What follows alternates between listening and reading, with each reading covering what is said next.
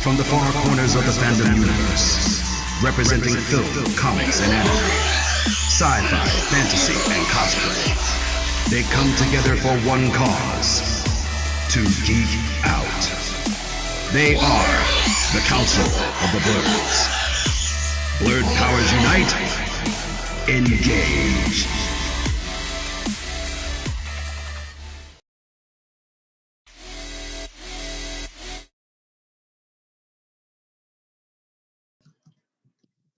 Go. Mic is all up and running. Fantastic, and we're good to go. What's going on, folks? Welcome back to another episode of Council of the Blurs. Indeed, the final episode of Council of the Blurs for the year 2020. Of course, your host Kendrick Gray, the Dreadlock Blurred, eating some popcorn because I am hungry as hell.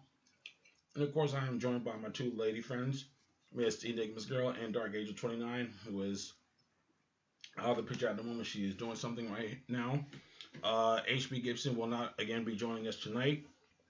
He's still dealing with a couple of things right now, but I know he sends his warm regards to everyone watching. So definitely, if you're following him on any social media platform, give him a shout out. Of course, you know in fact, you know what? I'm not even gonna do any shameless plugs. You guys already know where we are. It's always in the discussion box. So if you want to find us, you can definitely find us.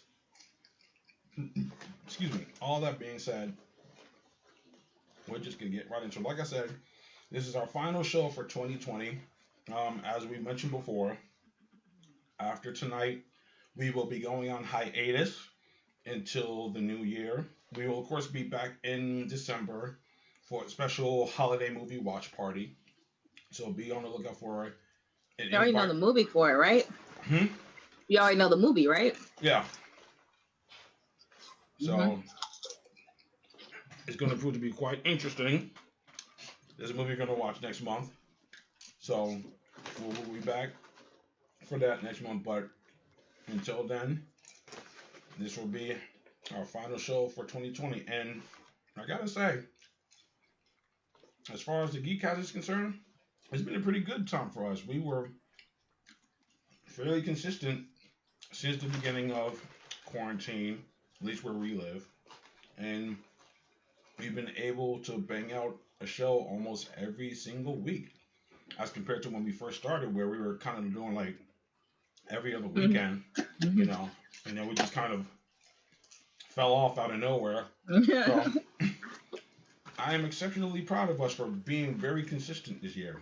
You know, any of you guys who are on these streaming platforms, you know, YouTube, Twitch, Discord, or whatever, you know, it takes a lot to have to be consistent with a show, you know, whether it's every single week, or whether it's every day, every week, every other week, you know, once a month or whatever your schedule's like, you gotta always be prepared. So we've done a fairly good job in keeping up with things. I think you would agree, right, Kim? So yeah, that's a little cold. That's a little cold. Yeah, no, we've been pretty good. You know, I know we lost a lot of viewers, you know, with our last hiatus. And hopefully we can gain a lot of that momentum back. Right. You know, this break should give us some time to kind of revamp, renew things for the new year, because we have a lot of work to do as a group as well. Yeah, that's right. So we kind of all have, you know, we have to play on our specific strengths at this point and see what we can do as far as make the channel a little bit better. Right. So yeah, definitely we're going to have to do a lot of work in that particular sense. But this will give us an opportunity to kind of get that done. Yeah. And did you want to tell them what the movie is next month, or do you want to keep that a secret? We will make a formal announcement on what movie we're going to be watching next month. So be on the lookout for social media platforms for that news. So I think you guys are going to like it. I'm certainly going to be surprised by it. This is definitely interesting stuff. You can't say this. Hello. Yeah, I was gonna say hello to everybody on YouTube. I'm not ignoring you. We're just kind of chopping it up right now. So you can't say there's not an abundance of content out there because somebody's always making something, no matter how crazy it is. So yeah, should be highly entertaining. Yeah. Yeah. So and then more than likely, we'll probably do that the week before Christmas. Because Christmas is going to be busy for everybody. Because I know this year, I believe Christmas is on a Friday. Yep. So that Thursday, Christmas Eve, everybody will be hopefully with family if things don't shut back down. Actually, hashtag social distancing. Or hopefully things don't shut down before Thanksgiving. But the way things is looking like in other states, I don't know. It kind of sucks because we don't have Thanksgiving related food in this house, so we don't really have nothing to cook in that respect. I don't know. You might want to order some Chinese food. Make it a real Christmas story Christmas. It might have to be that. We might just order something if we can't go nowhere and just keep it moving. It won't be the first Thanksgiving where I didn't have traditional Thanksgiving food, so not gonna really kill me, but it's usually them leftovers that be popping. You know what's funny? I don't eat a lot of leftovers from holidays. Really? It's like there's very few things I'll eat, like candy yams.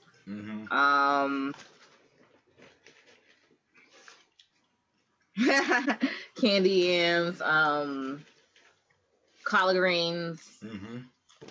I don't eat a lot of meats after holidays, so basically no turkey, no hams. I'm really not. So it's mostly like macaroni and cheese. I eat a lot of that. Yeah. After the holiday, but I kind of get burnt out, and then I'm like, okay, I don't want any more of this stuff. Like, just take it all away. I can't wait till the next barbecue. That's kind of where I get. It's like I can eat coleslaw with no guilt. I don't know. I remember as a kid, I always felt like Thanksgiving leftovers just lasted for a long time. Because they do. Yeah. So they're going heavy.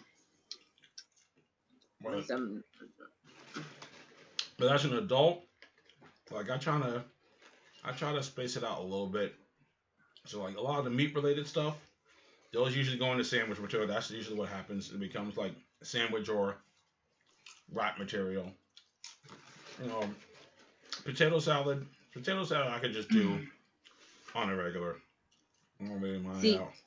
I don't eat potato salad in the winter, only in the summer. Oh, really? Yeah, I was just told that I guess snacks are the theme tonight. Yeah. Even though I was eating a whole chicken earlier. I would have been eating chicken, but I had to put it back in the air fryer. I wanted a little bit more crispier. Like, I don't even think I really ate any like substantial food today. I just kind of I had hot chocolate this morning while I was working. Like, then I had popcorn. This is my second bag of popcorn today. But that's probably why I'm so hungry, because I didn't really eat anything today. So, but that's why I said that's why it tastes so good, because you're hungry. Yeah. So, plus we got them seasonings from Flavor God, so I threw a little bit of ranch seasoning on here. Because this is kettle corn or something like that, home style butter. So it's not exactly like smothered in butter and all that stuff. So them seasonings is helping out a great deal right now. But all in all, like we were saying, we've been doing pretty consistent this year, and we figured, just take a couple of weeks off, chill out. Like Kim said, try to, revamp, look over things, try to build things back. So when we come back next year, we come back even stronger. Like I mentioned before, I'm going to be working. I'm going to use this hiatus to try to get our Patreon together, try to figure all that stuff out and how we can maximize that. And then I'm transitioning, so so that's going to be part of that problem. So that transition is going to have to, really figure out what I'm going to do as far as the show. I mean, we haven't decided when we're gonna come back. I wouldn't want to come back. I probably wouldn't want to. I say we shouldn't come back like the top of the year. I say maybe middle, closer to the end of January, something like that. Like colleges do. Like just give us a little bit of time because we don't know how things are going to be rolling from now until January. Now that it's getting cold and we're entering like what our second wave or something like that, second, third wave or something. I don't. I don't know how that's rolling up here. Yeah, so we're just trying to keep an eye out and stay on our P's and Q's and stuff. And as far as that is concerned, but either way, we'll definitely find a schedule for this. I mean, And then we have to kind of refine our topics and things of that nature. Yeah. It's kind of hard to find a lot of things, especially like entertainment news now, because a lot of things aren't really going the way they are. Mm-hmm. Speaking of entertainment news, so how many of you guys are happy you got HBO Max? Right about it. I'm just happy that they finally dropped it on Amazon Fire Stick.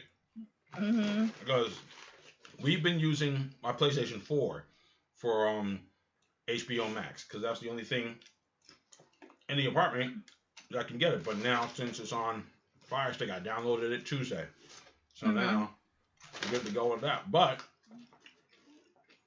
there's definitely one thing I'm glad I got a subscription to.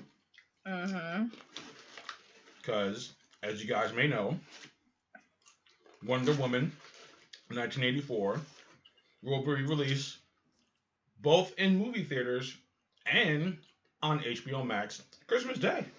Yep. Merry Christmas.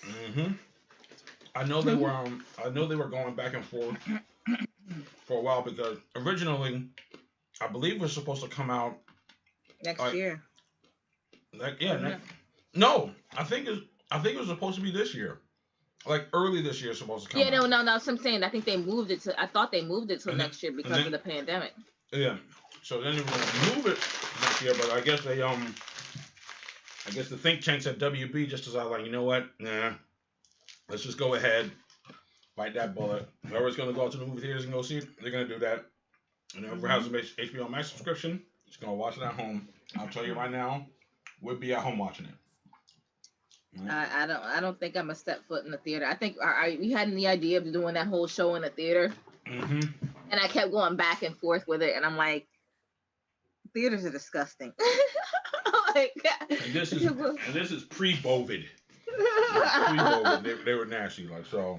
I'm like, I can't imagine what they're like right now. Like how much time do you need to clean an entire theater between seatings? Exactly. So, nope, I will definitely gladly watch it at home. But now the question is, who else is going to follow suit? I mean, now a couple of movies did drop on, streaming services and things like that. I've seen a couple of people talk about it now. Since Warner Brothers is going to drop Wonder Woman on HBO Max, people are wondering, is Disney Plus going to bite the bullet and release Black Widow on Disney Plus? And I don't think that's going to be a thing. I don't think that's going to happen. No, here's the thing. If they do it, what I think is they're going to do like Mulan, where they're basically going to charge $25 for you to pay for it, to rent it for that time frame. And then they'll wait like 3 months, which is the main complaint. I kept telling people, I was like, why are you sitting there crying over Mulan when literally if you wait 3 months, it's going to be free? Exactly.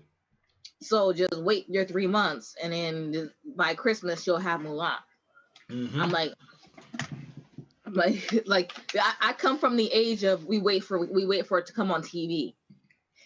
Well, I'm like, or we wait for it to hit Blockbuster. Well, do you know how many movies I forgot I saw until I saw the commercial for it, like coming to VHS? I was like, oh yeah. Now, or if it was a movie that I didn't get to see in movie theaters, like what? Max time. I would say the max time that you would have to wait for the home version to come out from the time of movie release would have to be like 3 or 4 months. It seemed like for I think it was for a movie to the thing. It could be from 4 to 5 months, because sometimes even 6, depending on how successful the movie was. That's true also because if a movie's still in the theaters, it'll like take a minute before it gets released. Cause like The Matrix came out like what? The Matrix came out in May of 1999. I don't think I saw it on VHS until like maybe October, maybe if I'm not mistaken. And for those young people that are gonna come across this video and wonder what we are talking about when we say VHS, please Google it. Mm-hmm. These big video cassettes, well, that big. Actually, I have Disney ones in the back. Video cassettes about that big, about that thick. Yeah. Had to be rewound. Couldn't just press a button and replay it. You had to wait like 20 minutes to rewind it before you would play it again. It was fun times. But Mm-hmm. it took me a while to get rid of my VHSs and stuff and get some of those movies that I have on VHS on DVD. It's crazy because at one point I was gonna go on a campaign and switching all my DVDs over to Blu-ray versions of movies. Mm-hmm. But after a while, I just decided like, nah, don't really need to do that because if I can find, everything's streaming now, so exactly. It's like, so it's no point. It's like unless never mind. I'm not gonna say that because that's totally technically illegal. But mm-hmm. So I'm gonna leave that one alone. So I am, like the technology is just rapidly advancing. So it's like, because I'm a hard copy type person, like, and I know Kim is also. We're kind of hard copy people. Like, as far as movies is concerned, I can let that go. Because at this point where you can get the movie on streaming services, you can watch all the behind the scenes stuff on YouTube if you really want to watch that stuff. Mm-hmm. At this point, really, it's the only reason why you would get a hard copy of a movie is if there's like maybe a 4K version of it that you want to like. Or watch. director's cut that they're not going to release on streaming services yet. And really, I mean, eventually that's what I ended up starting to do. I would just get the director's cut, Ultimate Edition, or if it was like a collectible type of thing, I got that. That's what I would do. Like, it's the same thing with video games now. Like, I got the digital versions of Ghost of Tsushima and Final Fantasy VII Remake, but I got a hard copy version of Mortal Kombat 11 and Spider-Man. Not Miles Morales, just regular old Spider-Man. I got hard copies of those. It's just one of those things where it's like you got to kind of pick and choose which one's going to work best for you. Mm-hmm. Even looking at everybody right now, I think I got maybe a couple of friends that got their PlayStation 5s. I'm still. Did you hear about that, by the way? And just not to get off topic, but did you hear about people basically getting beat up and robbed because they've been announcing they have PlayStation 5s? I believe it. 2020's been a wild year, people. So I wouldn't be surprised if people are getting robbed for their PlayStation 5s or Xbox Series X. Or, the latest one I heard is like, people have been buying multiple systems and then selling one at like an exorbitant price. Now, unfortunately, there's going to be people that are going to buy it because they want it that bad. And that's the part that I don't understand, because they're literally limiting inventory in like 2 weeks. Right. So why not just wait the 2 weeks to get the inventory? I'm like, you never want first gen, because now you're all hearing about the first gen. And that's why I hate scalpers so much, because they do that and then they buy up. Like, that was the whole thing with the Switch. Mm-hmm. They bought out all the Switches and raised the prices. Now you're stuck with a Nintendo Switch. Right. Like, a lot of them, I'm seeing people still selling Switches for like $500. Dude, I can go to the store and get it for less than that. Exactly. I actually told somebody, I'm like, you realize I can go to the store and get the same one for $300. Exactly. I'm like, it's you basically got stuck. I mean, here's the thing. Like, if you're gonna go out and go get the system, by all means, go right ahead. Like, I just believe that, like, getting it fresh off the press, especially when it's big tech like that, you kind of want to wait a while and make sure everything's worked out, or at least the library is built up substantially that is going to be worth your money when you get it. Yeah, because that's a lot. Yeah, that's a lot of the problem right now. People are coming in. I'm like, how many games are out there for it? Not that many. You know, like, all right, Miles Morales. That's all I know so far. Miles Morales. Maybe I think there's like 5 games total. I think like about 5. It's like, it's not like when the PS2 came out and it had like a substantial amount of launch games, that you can purchase. You know, even the PlayStation 1. PlayStation 1 had like a plethora of games that you can get down on when it first came out. Mm-hmm. You know, like I said, I bought the Fat Boy PS3. So when I bought the Fat Boy, I still had all of my PlayStation 1 and PlayStation 2 games to go back to. I literally only got the system because I wanted the system. Now, granted, I didn't buy the system at launch. No. I think for the PlayStation 3, because PlayStation 3 came out when? What was that? What year did PS3 come out? I'm not sure, to be honest with you. Let me look that up. And it would probably be smart if I actually looked at my own watch party. PS3 came out November 17, 2006. Huh, funny. I didn't get a PS3 until like literally 2007. Like I got it like later on 2007. That's when I got it. As a matter of fact, wait a second. Whatever, because the first PS3 game I bought was Spider-Man 3. That was the first like official PS3 game I got. Maybe Heavenly Sword 2. That might have been it also. You know what's funny? That actually came with my system. And I ended up Heavenly Sword. I ended up being my favorite game to play on that system. Yeah. So. So like Spider-Man 3 the game came out in 2007. So yeah, that's when I got my PS3. I got it in 2007. So like, and as thinking about it now, like I have a decent amount of a library for my PS3, but I had a lot more games. I think I had the most games I had was for PS2. I think those were the most games I had. I got a fair amount now because a lot of those games that I don't have for the PS2, I just re-downloaded them again onto the PS3 and PS4. But to me, it's the library that makes the thing. Tech can always be fixed, and they're always changing the PlayStation. Like think about it, like what the PlayStation Slims don't usually come out for like maybe like what nowadays they usually give it like maybe a year and a half before they release the Slim version. Yeah, but they're always gonna release a second version of the first one in like 6 or 7 months. Because like again, I have my Fat Boy. I think I have my Fat Boy for a minute. Now that I think about it, my Fat Boy lasted for a good while. Like the Yellow Light of Death didn't really hit me until like 2011. So you got to figure from 2007 to 2011, I was good. I was all good, and it really killed me that I had to get rid of it. But I think I got hit with the Yellow Light of Death like 3 or 4 times. Like, so it was just I had to bite that bullet and get that Slim PS3. But my Slim PS3 is still going strong. I wasn't gonna be that person that was gonna get like a PlayStation Pro or a PlayStation 4 Pro, PlayStation 4 Slim.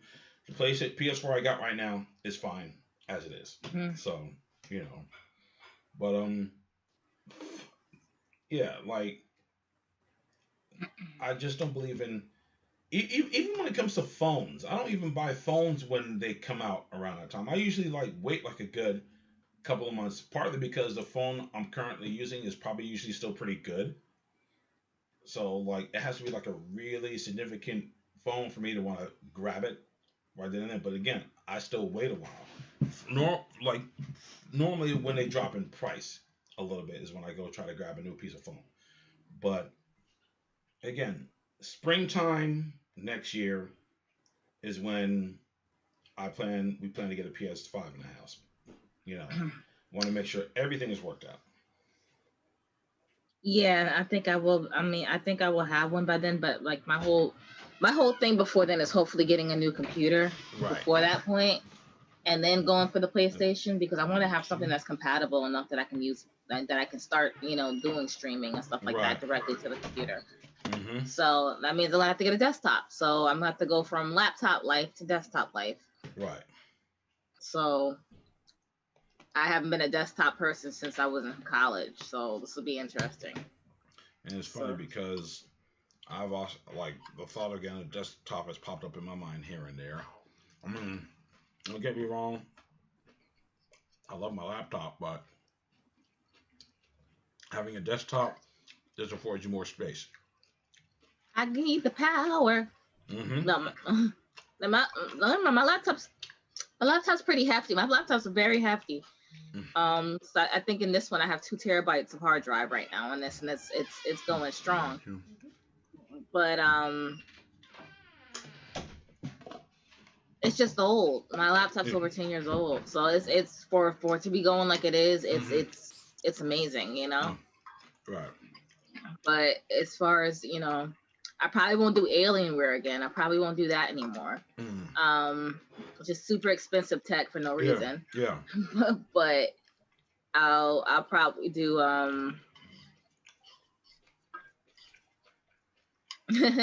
hey Josh, what's up? I'll probably do, I'll probably build a laptop. I mean, build a desktop before I do that. Because I'm thinking about it, I'm like, it's not like I don't know how to. Right. So I might as well just do it. Just build a desktop and call it a day. Yeah. And that way I could just build it in parts. Mm-hmm. And that way I know it's done the way I want it. And I'm like, because the issue, like I said, with this one is the overheating, the overclocking, all that stuff. And, I don't necessarily, I'm not there for it. Yeah. Because even me, like, I kind of dialed back on, game streaming. I mean, I could easily just do it straight from the PS4. But at least, with your computer and OBS, you can have, like, a specific layout, all that stuff. And I don't really want to keep putting my laptop through that. Yeah. So, yeah. Yeah. Like so. And then, the thing about it is that with laptops, the more tech you get, the heavier they are. So, I think my laptop's like 5 pounds, 6 pounds heavy. Mm-hmm. I could probably break it over somebody's head at this point, and they probably it's probably got cold. Mm-hmm. But, I'm like, when it gets to the point, if you can't lift your laptop with one hand without, doing a deadlift, it's a little bit too much. Yeah. So, I just need to probably just get to a desktop and just call it a day. Yeah. But yeah, I think if that's the case, I'm probably going to go that route and just see if I can get a desktop. That way I can stream. And then if I can stream that, then I could probably hook up the PlayStation. I probably hook up both PlayStations. Yeah. And kind of, stream from there and see how it feels. Because honestly, it's like as much as I want to like turn my PlayStation 4 on and just, kind of bounce that off the PS4 into the PS5 to play my games from there. Mm-hmm. I really feel like the tech on that would be a lot slower. Yeah. There's no real flair when you're just streaming from the PS4. Yeah. Nothing against it. I mean, it's a great feature, but, you see a lot of these other guys that, stream their gameplay. It's like, you want to make it unique. You want to make it stand out. Mm-hmm. So. And sometimes you want to be just as involved. Speaking of people overpaying, somebody has a PlayStation 5 right now on sale for over $1,100. See, y'all make no sense. Like, why would you do that? $1,100, and the Xbox for $900. Actually, I see a PlayStation 5 for $1,300. And somebody bought a PlayStation 5 for $755. Nah, no. See, no. Cliff, what's going on, man? I'm legitimately just looking at these like the trend on this particular selling website, because I don't want to advertise it without getting hit. But this particular website, somebody bought one for $925 for a PlayStation 5. You want it that bad that you paid that's almost rent. Yeah, people. It's really not that serious. And trust me, I get it. As gamers, as all three of us are gamers, we understand, but it's really not that serious. I'm like, you're just hyping into that field that they basically know they can profit off of you. Mm-hmm. And that's the part that I'm like, it drives me nuts because people legitimately go out and buy it. And I'm like, why? Because you literally are putting yourself into their profit margin and they're just going to keep doing it every single time. Mm-hmm. Like, and I used to, like, people tried it with, even with Comic-Con tickets. Mm-hmm. Yeah. People tried it with Comic-Con tickets, and that was before they made it so that way you have to put, a email and everything. Yep. But as far as that is concerned, I'm like, people would go in there and they would purchase the, tickets and then hype them up so high. I remember when I had to resell my ticket, I didn't have a choice. I had to resell my ticket because I ended up with a press pass. Mm-hmm. And I remember I had to get rid of my tickets. I'm like, I felt so bad. I'm like, I didn't want to overcharge, but I'm like, I kind of want to get my money back. Because, Right. like, I really want to get my money back. I don't know. It's crazy. If people would stoop to that level, it's like, come on now. There's always going to be more made. They're always going to make more people. You don't always have to be first. Exactly. You don't always have to be first. Everybody wants to be first. I remember I told you the story that with the whole Kingdom Hearts thing, when the guy was standing, everybody was standing out, and it was freezing outside. Like, you sweat and the icicle was gonna form on your face, and like that's how cold it was. Wow. And people legitimately standing outside in this line. And I'm like, you're all gonna get it eventually. Like, why not just go sit in your car and just stay warm? Right.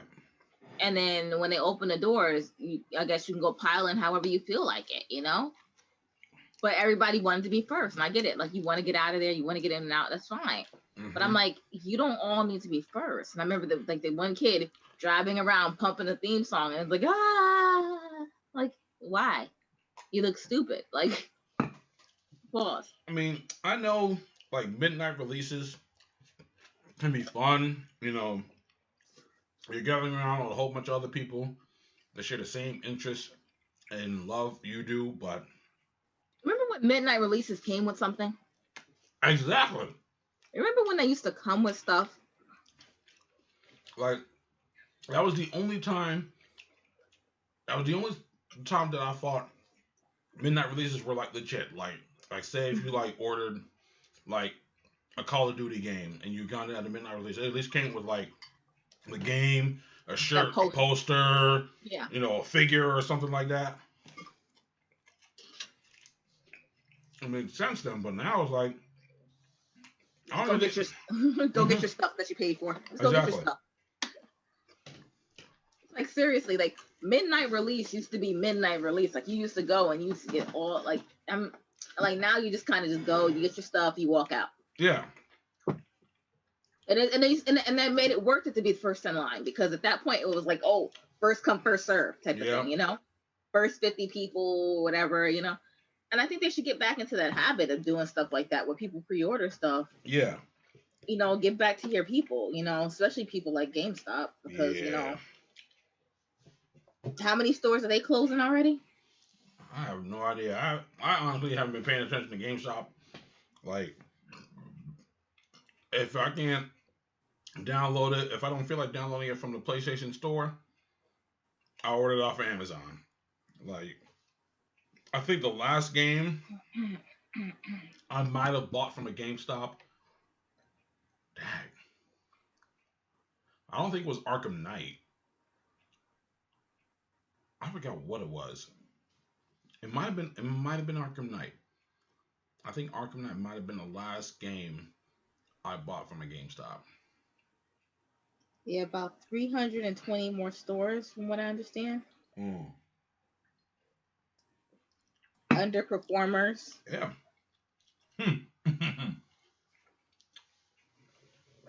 So, I don't know. I don't know, man.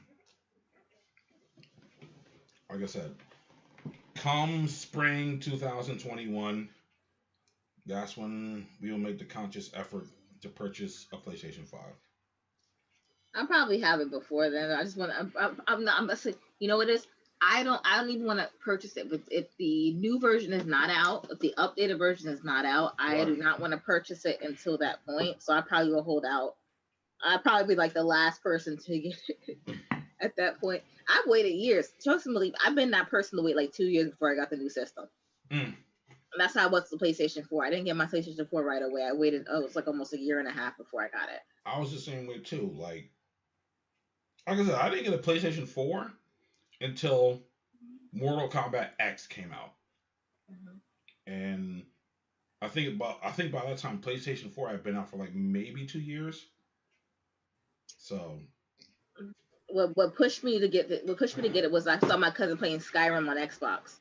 And I was like, you know what? And I found out Skyrim was on PlayStation 4. And then I also found out that, Infinite was coming out. BioShock Infinite was coming out. I was like, okay, I kind of have to, and it was a gift. I didn't purchase it. It was a gift. Yeah. And I was like, I got to kind of make this push to get one now because I really don't have one. Yeah. And I kind of sort of have held on to my PlayStation 3 long enough. I think I've played so many games on my PlayStation 3 now. I think I had it long enough. But yeah, it wasn't until then, and even now, I just picked up my PlayStation 3. I'm like, that's going down with me as well. So I'm gonna have them both with me. So I'm gonna have, my little fat boy PlayStation 3. Actually, is it the fat boy anymore? Or is it the slim? I can't tell anymore. I don't remember. I gotta go look at it. I think it might be. Look, if you're lucky enough to still have a fat boy, I say cherish that mess, cause man. I'm trying to think in the back of my head if I have a fat boy versus slim. No, I think it's a slim. And that things, you know what? I'm gonna take that. Those are both gonna go down with me, and probably both get set up and probably be able to play. Because the one thing about it, and I didn't realize, my mom reminded me of it because I forgot it all about it. She's like, I've been using your PlayStation for playing Blu-ray. There we go. Like what? I was like, I forgot all about it. With the PlayStation 3, they have Blu-ray capability. I was like, I'm like, it did? Yep. That was bad. That was really bad. That was one of the things that sold me on it. I was like, Blu-ray, I will go with that. I remember the whole platform war. It was like Blu-ray or HD DVD. I remember that mess. And then Blu-ray won. But no, I do miss my Fat Boy. I miss it a great deal. Like, I guarantee if my Fat Boy was still working, I'd still have all my PlayStation 2 and PlayStation 1 games. I would have never gotten rid of them if my Fat Boy was working. But I wasn't going to jump on eBay to go get a new one. I wasn't going to do that. I was just like, screw it. I told you, I think I gave my Fat Boy away. I think, and that's because I needed more memory. Yeah. But you know what I did? I think the next one I got was a refurbished, actually. Okay. And that actually held on a lot longer than I thought it was going to be. I thought that refurbished was going to kill me. That refurbished they kept pushing. Dragon, what's going on, man? Like, my sister has I don't know if she still has her Fat Boy. I don't know what she was trying to do with it. I gotta ask her if she still does. Anybody in the comments have their Fat Boy PlayStation 3 if you had one? And you want to donate to some you want to be charitable. I mean, I'm just going back right now, and like I'm thinking about all the games that I had for the PS1. I had a fair amount of games. I didn't have a lot though. There was only a certain number of games, like PlayStation 2. I think I had a lot of PS2 games and stuff, but again, the backwards compatibility was like, that was a clincher for me. PS3, I think I played that the most. I think I played PS3 a great deal because there was so much you can do. I think I played my PS2 more than I played my PS3. Because I became an Assassin's Creed freak out of PS3. That was my thing, is that I became an Assassin's Creed, and I still have yet to be Black Flag. I'm sorry. That's another reason why I took my PlayStation. I'm like, I have to be Black Flag. I'm like, I cannot go play Valhalla, and I haven't been. I have still yet, like, it's just sitting there going, you ain't beat me. Like, what? You haven't beat me. Like, you don't even know the storyline of this. I'm like, you know what? You're right. You're right. So if I want to go play Valhalla, it's like I'm gonna have to do this. I was too. You're too young. Uh. But like, cause like, yeah. I mean, I remember when I got my PS3. You know, my younger brother, he would jump on it. He eventually got his own. He got a Slim. He got the Slim before I did because, of course, my fat boy lasted for a minute. But I don't know. But like you said, that like what you were talking about with Assassin's Creed, that's one of the main reasons why I haven't picked up Spider-Man Miles Morales, because I haven't finished the regular one yet.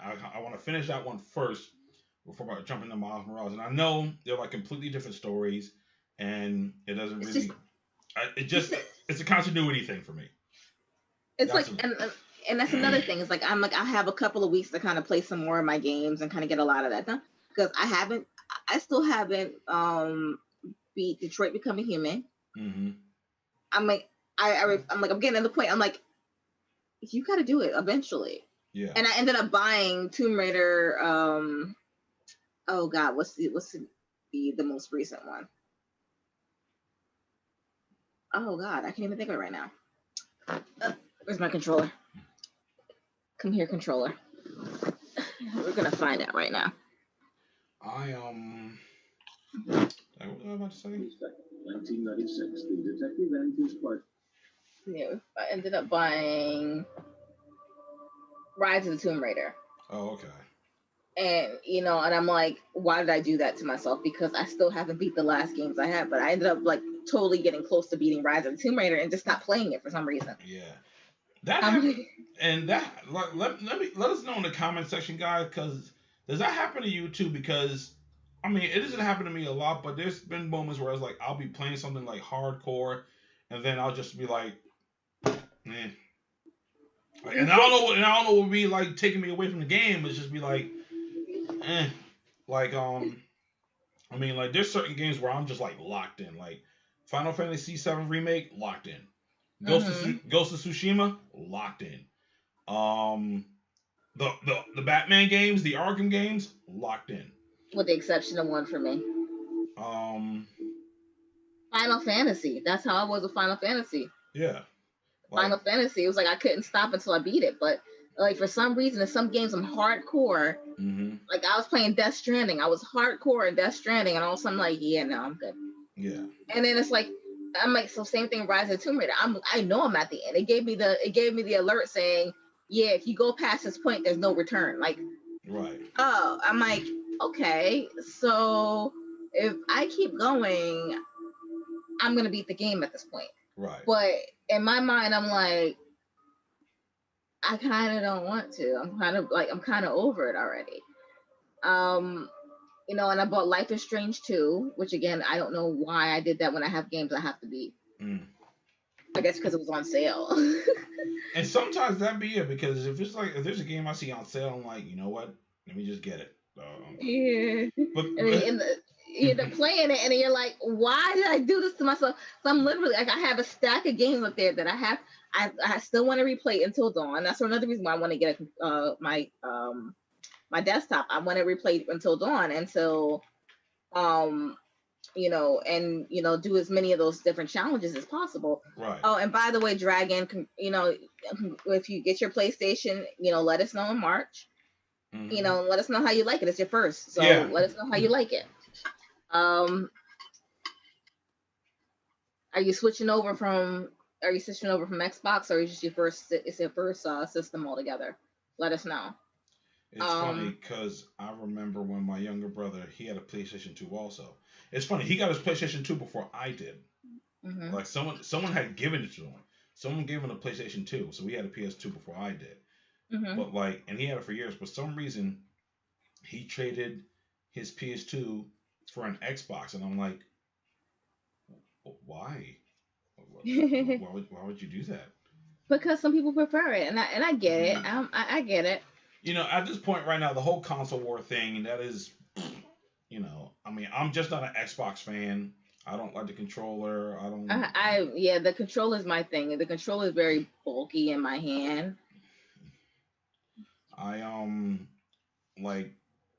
I even tried the Xbox 360. I was like, no, can't do the controller. I don't feel this. Yeah, I'm totally the same way. Like that controller feels like, especially because I have little tiny hands. So like for me, it's like I always feel like I have to get a kitty controller, and I'm like, that's kind of embarrassing for me when a PlayStation controller fits perfectly in my hands. Yeah. So, and I feel like the PlayStation controller is like a little bit more, better. But I've heard that as far as control wise, the actual Xbox controller is better for your fingers, so you don't get cramps as much. So I mean, I heard good and bad things. Oh, okay, so you wanted to try something new, Dragon? Okay, that's cool. Yeah. So Dragon, so let me ask you. So you wanted to try something new? Was it something about Xbox you didn't like that you wanted to try PlayStation, or you just saw the PlayStation? You're like, you know what? I'm just gonna switch. Yeah. Because it's always good to hear from somebody who's switching from one side to the other. Yeah. From the light side to the dark side. I don't know which one is the one, but whatever. Because I'll tell you right now. When I was a kid, we all had a Nintendo, but I had a Sega Genesis. And the crazy part is, I didn't hate Super Nintendo. I didn't hate it at all. I loved it. I really liked the Super Nintendo, but I just didn't want Sonic. one. I like Sonic and so much better. That's what it was. I was a Sonic. I'm still a Sonic nut. I'm still a huge Sonic fan, but that's what really kept me engrossed with the Sega Genesis. I'm even thinking about some of the ports of like certain arcade games. Like, look at like the Mortal Kombat trilogy for Sega Genesis as opposed to the Super Nintendo. The Super Nintendo versions of the games, save for Mortal Kombat 1, the Super Nintendo versions were slightly better, but for some reason I kind of dug the Sega Genesis versions. Like 1 and 2 and 3, I just did. And of course, I needed my Sonic fix. It's just, and you know what I think it was? I was exposed to the Sega Genesis before the Super Nintendo. That's what it was, because we knew someone that had a Genesis. So that's kind of what, and when I got introduced to Sonic, it was a done deal for me. I was it. This is where I wanted to go. Yeah, that's like my two cousins both had Nintendos. Both of them had Nintendos, and one of them actually had a Nintendo and a Sega. And it was funny because when he got a Sega, it was the way it always worked out. I had Altered Beast, which everybody loved playing Altered Beast. Yeah. I had Sonic 1. He had Sonic 1. I had Sonic 3. He had Sonic 2. So literally, it was like one of those things. It was like we were kind of like mix matching our games. So we always had the other game that somebody had. And I got like the first Madden game. And then that was a wrap. So, I had Moonwalker. So I had the little controller that you put on top of it. I forgot what it was called. You had the little thing you put on top of it. Then you had to put the square. You got the square cartridges in. Oh, I forgot what it's called. I know what you're talking about. I'm forgetting the name of it. I'm totally forgetting the name of it. I'm totally giving away my age at this point for those of you who know how old that is. Or really telling you how young I was when I got it, depending on where you were. But yeah, it was like, they put it in there, and that's how I played Moonwalker. And that became my favorite game, so much so that like now I play the arcade game. Right. And it's like I'm over there getting high scores because I can still remember a lot of the game. I still remember a lot of where the things were popping out and things. Look, man, Moonwalker had us out here. Like, I think we haven't touched Moonwalker since like early October, maybe. Moonwalker had us out. Saying is you gotta come over and beat the game for us. Yeah, like you. Because look, man, like we did the cheat code and everything, and like we didn't want to go all the way straight to the last level, so we went to the level before that, and we out here like, yo. And it just makes you wonder. We played these games as kids. Some of us were lucky enough to beat them. How the hell did we do this? And you couldn't save them. And we couldn't save them. So we had every time we turned the system on, we had to start all the way back to the beginning. Yeah, that's the one downside to a Sega.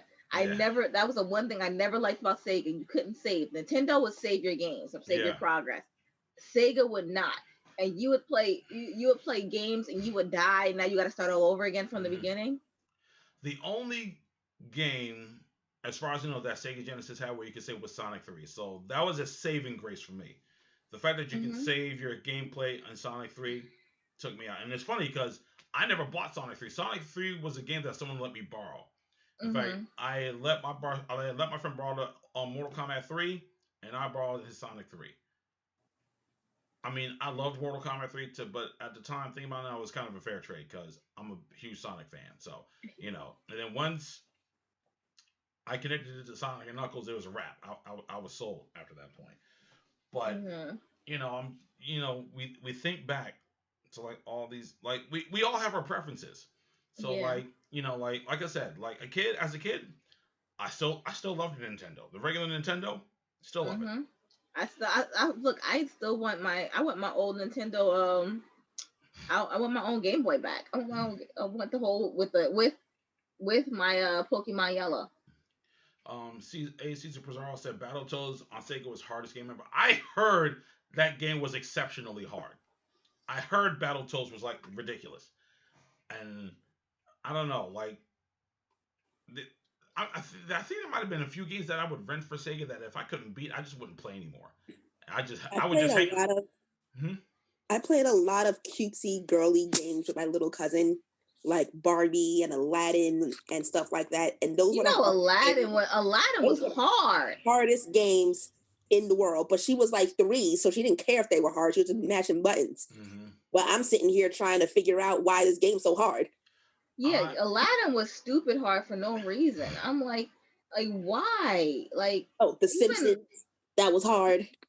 Like Aladdin, even the what do you call it when they gave you when they went back, they try to remake it again, and you go play. It's like it's still hard. I'm like, what's wrong with you guys? I remember I had a cousin that lives in Florida, and he had the Lion King for Sega Genesis, and I was playing that. I'm like, what? Why is this difficult? Hey, look, Caesar Pizarro, Comic Zone is my shit. I love that game. I have never beaten it, but I love that game. Like, I think I own. But you know what's crazy though? It's not. I didn't beat the game because it was hard. I didn't beat the game because I would get stuck. Like, there'd be this one section of the game. I think it was like the 3rd level. I get to a certain portion, and then the game would freeze. I'm like, why is this freezing? I don't. That was just a glitch in your game, sweetie. That was probably it, and it was probably the cheat code I was using too. That might have been it also. But yeah, a lot of cheat codes they set y'all up for failure. A lot of those cheat codes. I want them to remake Comic Zone. Actually, I'd love for them to do that. I would love a remake of Comic Zone, like for like a modern version of it. I'd love for a new version of Comic Zone.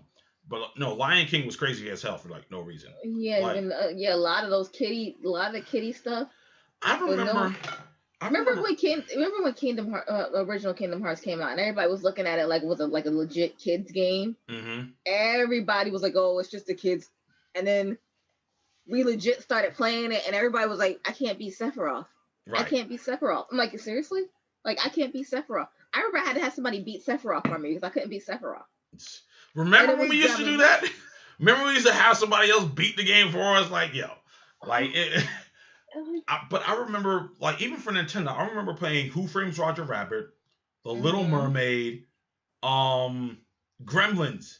I remember playing those games and like couldn't get past the first level. I'm like, the heck kind of games are these? Like, who are they making these for? These games should not be that hard. Like, but throw Sonic in and I'm good to go. I'll finish Sonic in like a good hour. And but that's the thing, Sonic I can never beat because I can never get the coordination for it. Like, Sonic is one of those things like you can memorize only but so much. Like, that's why I love Moonwalker, because I can memorize the levels. Yeah. Like, what did it for me for Sonic, I like explore. I guess my affinity for exploring started around that time because, of course, you got to get like rings, got to find the Chaos Emeralds, things like that. So that's where it came from. But I remember, like, maybe just recently as last year, I would watch people, early this year, like during quarantine, I would watch people play Sonic and Knuckles, and I'm watching these people speed run this game. I'm like, okay, so apparently I'm a complete noob when it comes to Sonic and Knuckles because I know nothing because these people out here just flying through this thing, getting everything. I'm like, yo, like, what the hell have I been doing? Like, in my youth, like. Yeah, and I did that too. I stumbled across one, and the guy's like speed running, and I'm just like, I didn't even know these places even existed in games. Exactly. I'm like you like those are those people like that got the books that like got those mail-in books. They read every single page and memorized the pages. And I'm like, heck, I'm like, no, how? I'm like, and but at the end of the day, I'm like, more power to you because I had to do it the hard way. I had to learn, like I said, Moonwalker, I had to memorize all the levels. I'm like, not everybody does that anymore. You don't have to do that a lot anymore. You just play. And it's funny because I think a while back in a previous show, we talked about how video games don't really have those game manuals anymore. Yeah. Like, I mean, at the end of the day, what tips did they really give us? A lot. Now, if it was a fighting game, then yeah, you got some of the moves in the manual. That was cool. But other certain games, like, come on now, Echo. Look, man, screw that game, okay? Like, screw that game, okay? Just going back in the comments, like Caesar Pizarro said Game Genie. I never had a Game Genie, and for some reason, I never really wanted one. I don't think I had one either. Yeah, I'm so bad. I don't even know what that is. Like Game Genie, I know they and they hyped Game Genie up like a great deal. It was like the first version of like an add-on to a game. It was like the first one before like video game systems started getting all those other peripherals and stuff like that. Mm-hmm. But like Game Genie and like, I mean, for our generation, we also know the Game Shark for like PlayStation and all that stuff, but just going back, I never played the Bill and Ted game, but Caesar Pizarro said it was amazing. Josh said that she tried to play the Disney afternoon games and felt so stupid because she still couldn't figure out how to play Darkwing Duck. I'm telling you, they made those games. They literally made those games so you could just sit there for hours and hours and hours. Look, they felt like they made the games for 2-year-olds, and 2-year-olds don't even know what they're doing. So why make it easy? I'm like, yeah. And I'm like, and it's like, but then there's the reverse as well, because look at Crash Bandicoot. Crash Bandicoot, when it first came out, you could legit get through levels on that game. Oh, yeah. It was hard. You could get through levels. When they re-released it, they made it harder. Yeah. And I'm like, what in the world? I was watching people play, and they're like regular jumps and stuff like that you were usually in the game. You can't do them because because the way they made the game, the way they did everything. Yeah. And it's like they unintentionally made the game so much harder. And I'm just sitting there like, I'm like, I'd be mad. I'm thinking about it as an adult now, and knowing that video game testers exist. There's no way anybody thought that these games were appropriate for like a 5-year-old, which is what they're marketed to. Mm-mm. Like what game was I just getting ready to talk about? Daggone it.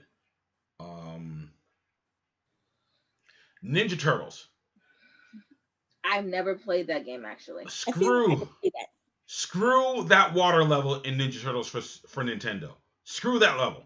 Everything else, I'm straight. That water level, no. Just know that is the devil's making, and like I don't know what they were doing. I really don't know what they were doing. Dragon says he wants a Metal Gear Rising Revengeance remake. I played the demo of that. I was okay with it. Like they hyped it up a lot, but like I don't know, like it seemed kind of repetitive to me. So I guess I can see why you would want a remake of that, But here's the thing: it's how is Metal Gear now without Kojima?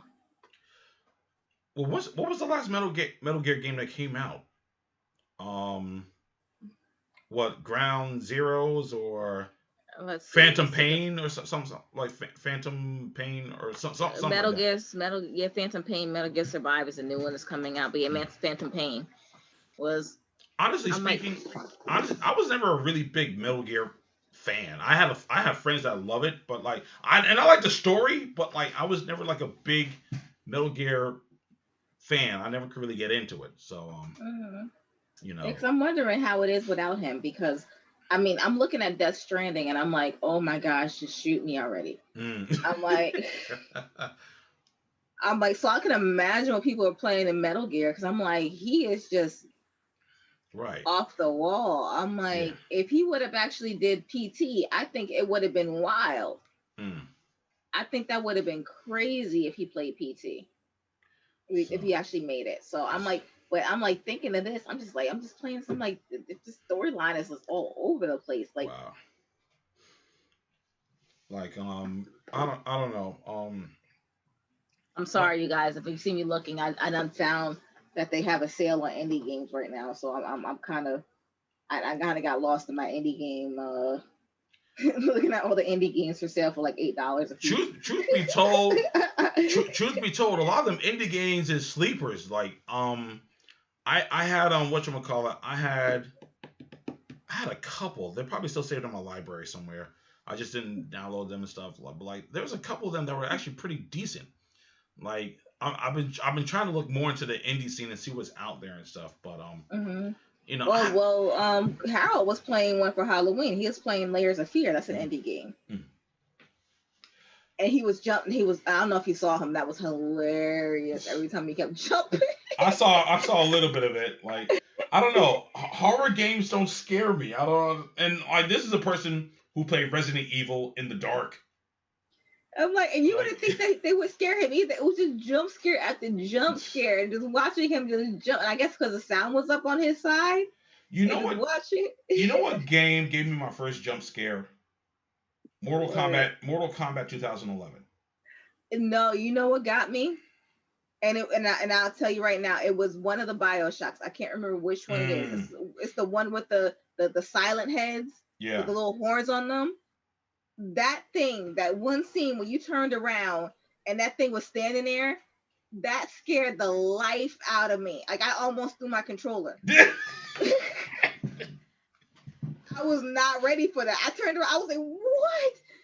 Because you're maneuvering around them this entire time. Right. And you're just like, and you like, especially if you're real slick with it, you ain't getting caught in not one. And you turn around and that thing is in your face. I'm like, oh my God, like my heart just like fell out of my socket. It fell. I'm like, usually, and I don't do horror games. I really don't do horror games like that. So I'm like, so for me, I was like, it took me a minute to recover that. And the first time I played Uncharted, and we went to that basement looking thing in the ship, right? And those things popped out on me. No, but that didn't. That didn't scare me as much as those silent horn thingies. I forgot what their name was, but yeah, those didn't scare me as much as that did. That scared the life out of me. I'm like, oh my gosh, who did this? I was like, you were evil. I'm like, because it's unexpected. It's not a horror game, right? I'm like, it's not intensely horror like that. It's not jump scare horror, but it's like it's nothing you would expect. And I just said, I'm like, I almost threw my controller across the room. I'm like, gosh. I'm like, why? But I'm like, usually most things I don't do jump scares. Like, I really don't do them. Even with other people playing games, I don't do them. But loud sounds always get me. Yeah. That's why I don't play horror games, because that loud, like, it just hurts my ears. I'm like, I literally, like, I'll tell you guys a secret story. It's kind of funny. So this one time in high school, one of my teachers thought it was a good idea to go see 42nd Street. The musical. Right. And I kind of sort of fell asleep. And there's a scene, I don't know if it was the second act or the first act, and I'm sitting right there by the balcony, like right there. First of all, I have a very bad fear of falling. The balcony, and I'm short, I'm only 5'2", so the balcony basically comes up like to my thighs. So basically somebody pushes you, you're off the balcony. Wait, it came up to your thigh. I mean, it'll come up to my ankles. It's short. The balcony thing is real short. That's not a balcony. That's a damn cliff. What the hell? it is so scary how short it is. So I'm sitting up there, and I'm like, I'm knocked out cold.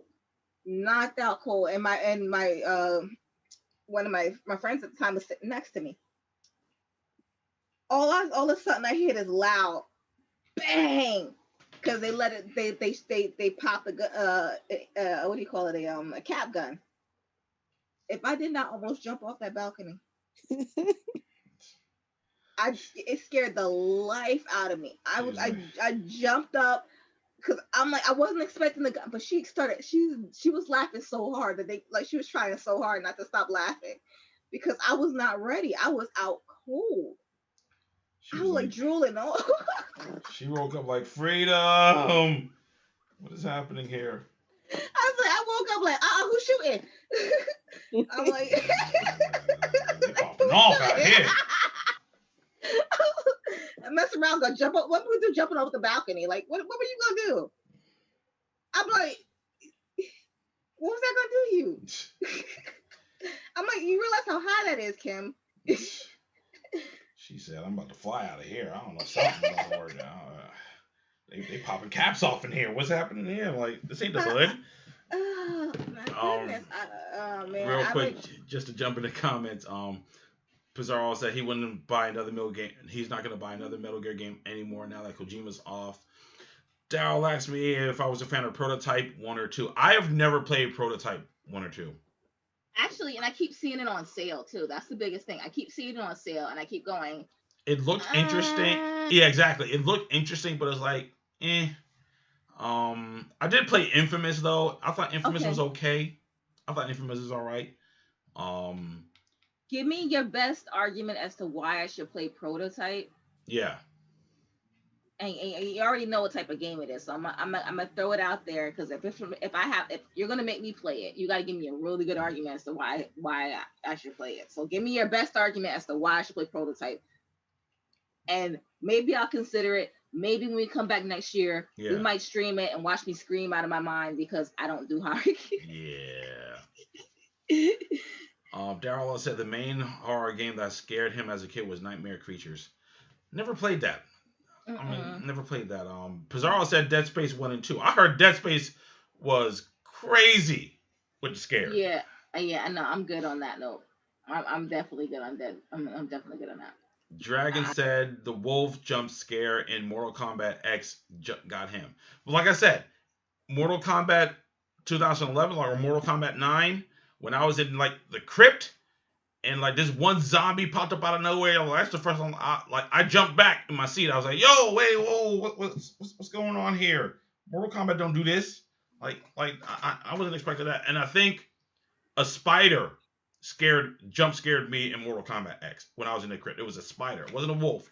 It was a spider. I was like, "Yo, these people crazy out here." And John said Star Fox Adventure had the best jump scare. I'm like, yo. Y'all be out here trying to get people heart attacks. Like, I don't know what y'all doing. Exactly. Like, I'm good on that note. Like, I don't need years taken away from my life. Okay. Like, I don't need that. It's like we already got our own problems. I got 99 problems. I don't need a jump scare. Like, I was saying this is like coming from the same person who literally walks through haunted houses. And that's the part I don't understand. Like, I can walk through a haunted house and come out completely laughing by the end of it, but give me a horror game and I literally lose everything. I can't. Wait a second. But what's the meme though? What's the meme? The Homer Simpson meme where it's like you watch like a whole bunch of like horror movies and you be scared to go to sleep, but then you watch like a murder documentary and you fall asleep right away. I'm like, man, look, people are weird. Look, I fall asleep watching murder documentaries all the time, but I also fall asleep watching horrors. So I can watch a horror movie. No problem. Give me any horror movie. I can watch it. No problem. Give me a horror game. And I lose my mind. I can't do it. I can't. I have yet to play or completely play a Resident Evil game.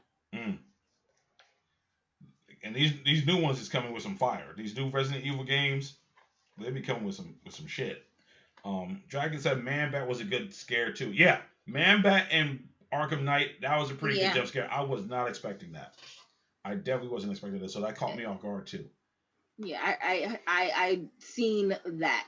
I didn't play it, but I definitely seen it. Mm-hmm. I seen it, and I can see how that would be a definite jump scare.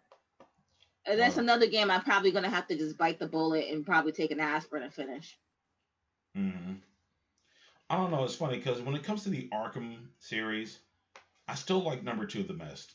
I think number two is definitely the best one out of all of them. Till we get to beat the crap out of him. Yeah, like Arkham Knight was good for like all the additions that they added to it, like all the DLC and stuff. That's what it was good for. But and it's crazy because Arkham Asylum, I had no intentions of getting like the Batman game. I had no intention of getting Arkham Asylum. But for some reason I just did. And then I started playing it and I'm like, oh crap, this is really good. It's a really good storyline. It's like, really good. Because they incorporated a lot of stuff in there. So then like once I beat Arkham Asylum and then we got the trailer for Arkham City at like the Video Game Awards, I was like, yes, let's go. And then we got Arkham City. I love Arkham City. Like if I had to rank the Batman games, it would be like Arkham City, Arkham Knight, Arkham Asylum, and then Arkham Origins. Arkham Origins is really not that bad, but it wasn't done by like, Rocksteady Games. It was, I think, like WB Montreal. So there's a couple things, like a couple of the combat mechanics weren't all that, polished. But I thought it was a pretty good prequel game and stuff like that. The only thing I liked about Arkham Origins is the death fight, is the boss fight with Deathstroke. If you give me a game with that, I'll just play that all day. Like that boss fight was the only legit fight in Arkham Origins, aside from the fights with Bane. But other than that, I will I'll bite the bullet and finally finish it. It's gonna happen. Like it just came to a point where I just had to finish it. For me, that's what it just came to. It just came to a point where I had to finish it. But Arkham City, that story kept me it kept me engaged. The story for Arkham City really kept me in there.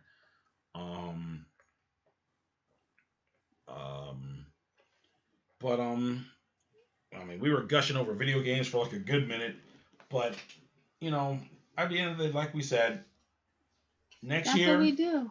Yeah, next year is when we get down on the PS5. Next year, it is literally no rush on this side of the fence. It's really no rush. Like, nothing against the people who got theirs already. Like, you guys are free to do that. But as far as we're concerned, we want to make sure everything's on the up and up when we pick it up. And we're still getting the regular version. We're not going to get the digital version. I still like getting hard copies of some games. So. Did the Alice in Wonderland game scare you? No. Yeah. No. No. And I played Dante's Inferno too. That didn't scare me at all. Like at all. A lot of the games that are meant to be scary don't really turn out that way. It's those games that you least expect that be catching you off guard. I'm like, and there's some games that legitimately are scary. Like you'll never catch you playing the Alien games or anything like that. No. Oh no. Her computer must have went out. Boo. She'll be back. She will be back, folks. She'll be back. But Gotham Knights, I can't wait for. I think that looks like it's going to be a really good game. Gotham Knights looks like it's going to be a really tight game. Actually, I can't wait for all the new DC related games. Gotham Knights, Suicide Squad, Killed the Justice League. That looks pretty good too. So I'm excited for both of them. But gaming should get really good. I mean, gaming hasn't been bad. I mean, I'm not gonna say that gaming has been bad. Gaming has been pretty good for the past 2 years or so.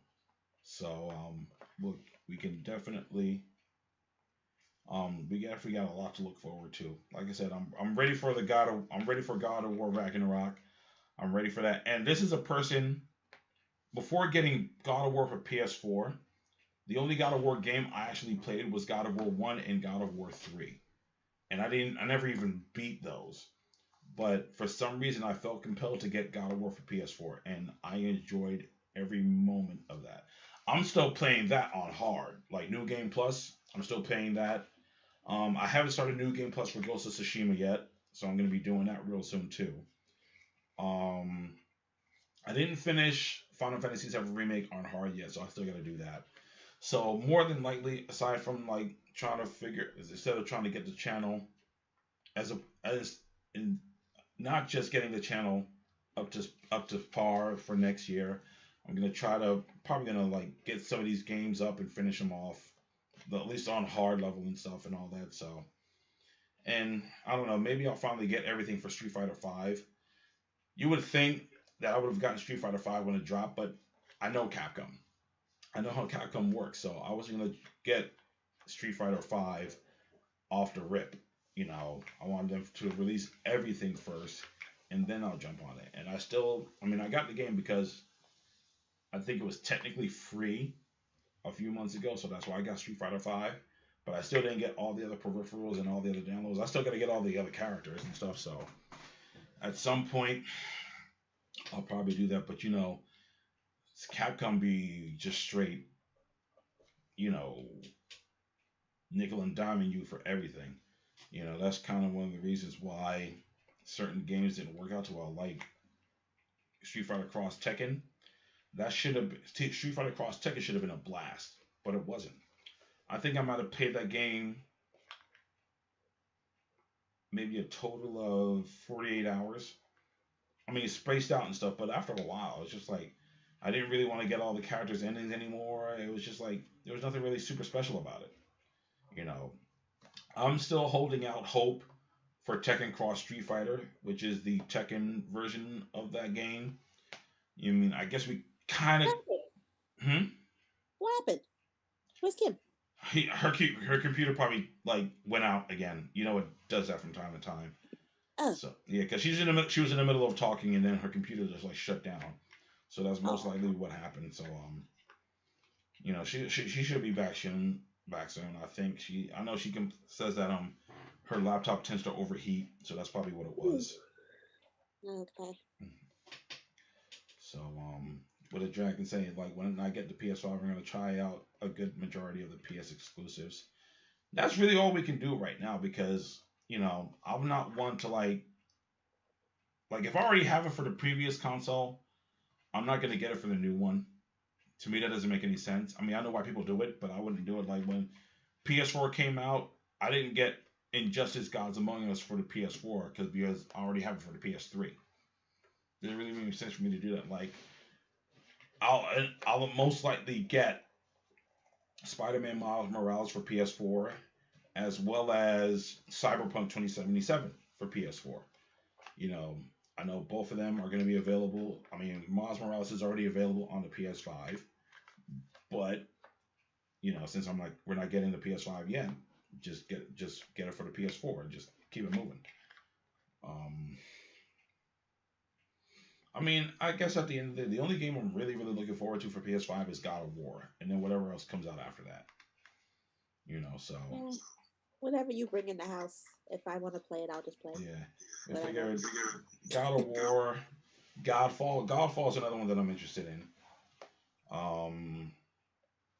And then whatever else comes out, really, that it's gonna be next gen. So, but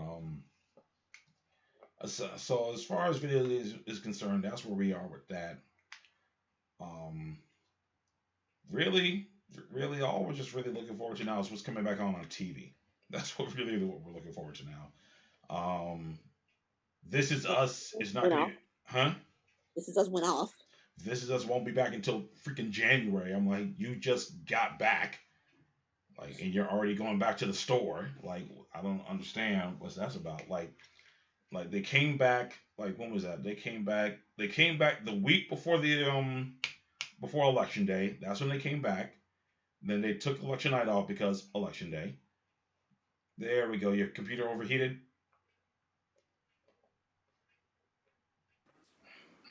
Yay. There we go. Your computer overheated again? Yep. Yeah. I can't deal.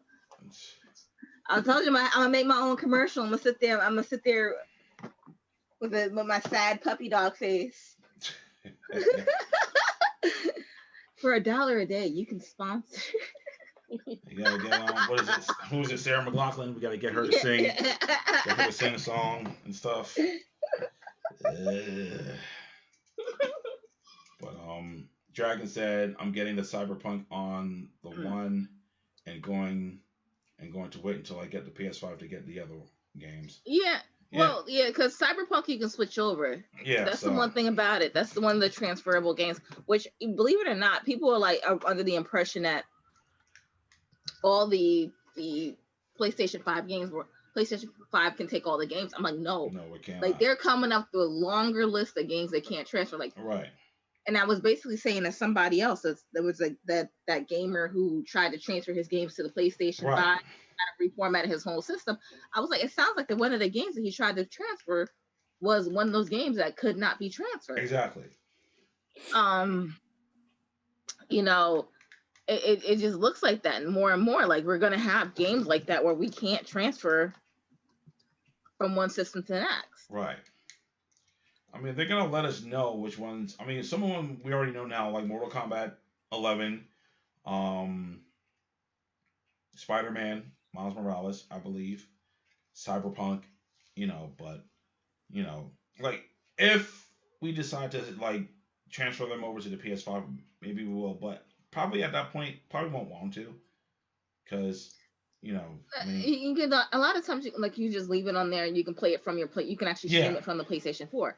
So a lot of times you can do that. Yeah. So you don't have to transfer it over. So I wouldn't even do that right now because the memory is what it is right now. So why would I want to transfer and put all that on my memory? Exactly. Because I'm still gonna have to get an external hard drive regardless. Right. So. So basically, I want to get the opportunity to be able to get it external because I have an external for my PlayStation 4. I'm probably gonna get another one for my PlayStation 5. And therefore, I basically have enough memory that way I can run them both without having to worry about that. But, and I'm looking at even the games now, like they're saying, like I was looking at, the possibility of ordering Jackbox Party Pack right now because hashtag that might be something fun we can do when we come back if we can get the streaming together because we don't necessarily need to play it on a PlayStation or anything. You can play it on your laptop. Right. You guys can actually play it with us, so it'll be something that we can do interactively. But I was actually looking at that, and I'm like, you're looking at the on the PlayStation 5, your system may need to be updated to the latest system software. Right. Although this game is playable on PS5, some features available on PS4 may be absent. So therefore, you're automatically putting yourself in that position where you're not going to be able to get all the features on there anyway. So why not just keep it on your PlayStation 4? Exactly. So I'm like, and that's basically what I've been seeing continuously on every single game that's meant for the PlayStation 4 is that there's a possibility you may not get everything out of this game. Exactly. Yeah. So yeah, I would totally. I thought about it. That might be fun for us to do. To play. If we come back, that'll probably be or if we even do something in between. Yeah. That'll probably be something we can do in between because I think we were talking about even starting a Twitch at one point. Yeah. So I'll be working on that during the hiatus also, getting that set up so we could just stream gameplay and stuff. Yeah, because we're all gamers. It's like all of us are gamers, so it's not gonna be like anything weird, and we're all like different hours of the night type of gamers. I was up with Harold. I think it was on Halloween night. I think I was up with him until it was like 2:00 in the morning, watching him play. It's I'm just that type of person. I'm always been a night owl. So like for me, I'd probably be that person playing to like 2-3 o'clock in the morning. Right. But and then and we all work on our different schedules. So basically, kind of. Things like that would work. But I mean, definitely, if we can get that up, that'd be something we can definitely do and get everybody kind of interacting with each other. So we're definitely gonna be working that out. We're gonna work that out. So, but we were talking about we were transitioning from video games to TV. The one thing I don't have is cable. Oh my goodness. Let's find out what we're talking about today. Okay. Like we were talking about like. We were just talking about things that were waiting to come back. This Is Us came back and then left again. I never got that show. I never understood that show. I'm like, I never understood the hype. I never understood. I don't know. Honestly, I don't know what exactly, or I don't remember what exactly hooked me into This Is Us. I don't know what it was, but. We started watching and we've been hooked in ever since. And this is like season 5. I was late to the party watching it, but I don't know. Here's the thing. I always get sucked into this. People on my timeline keep talking about stuff, and then I'm like, let me see what the hell everybody talking about. It happened to me with Power. Yep. It happened to me with This Is Us. Yep.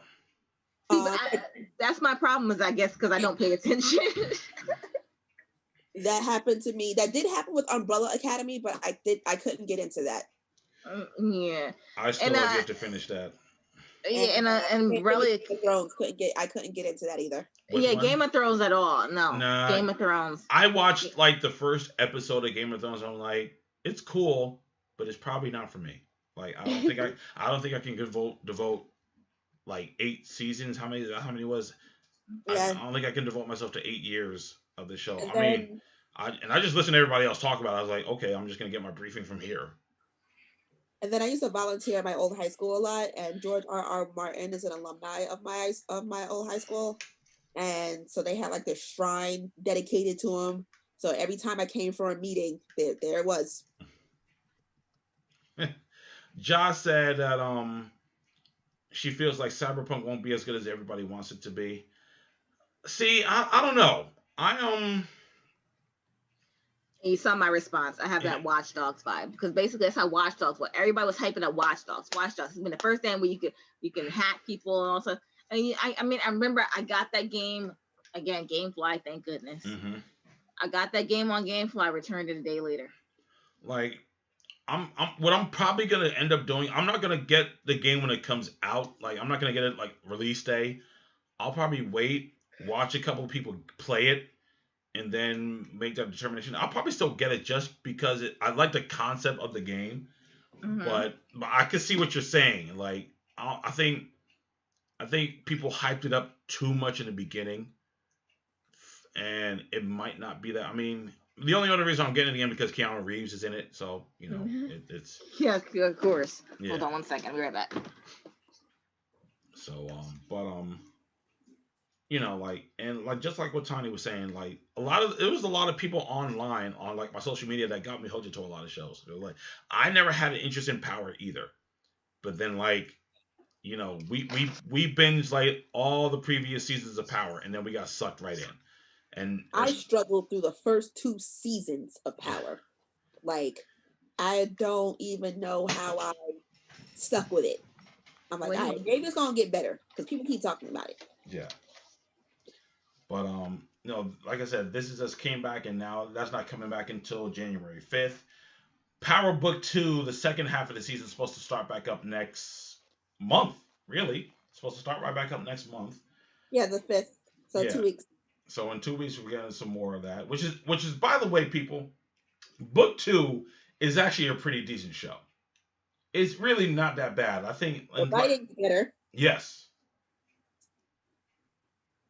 And I think what Tiny said was true. She said that we think people hate Tariq so much that's what makes them not like the show.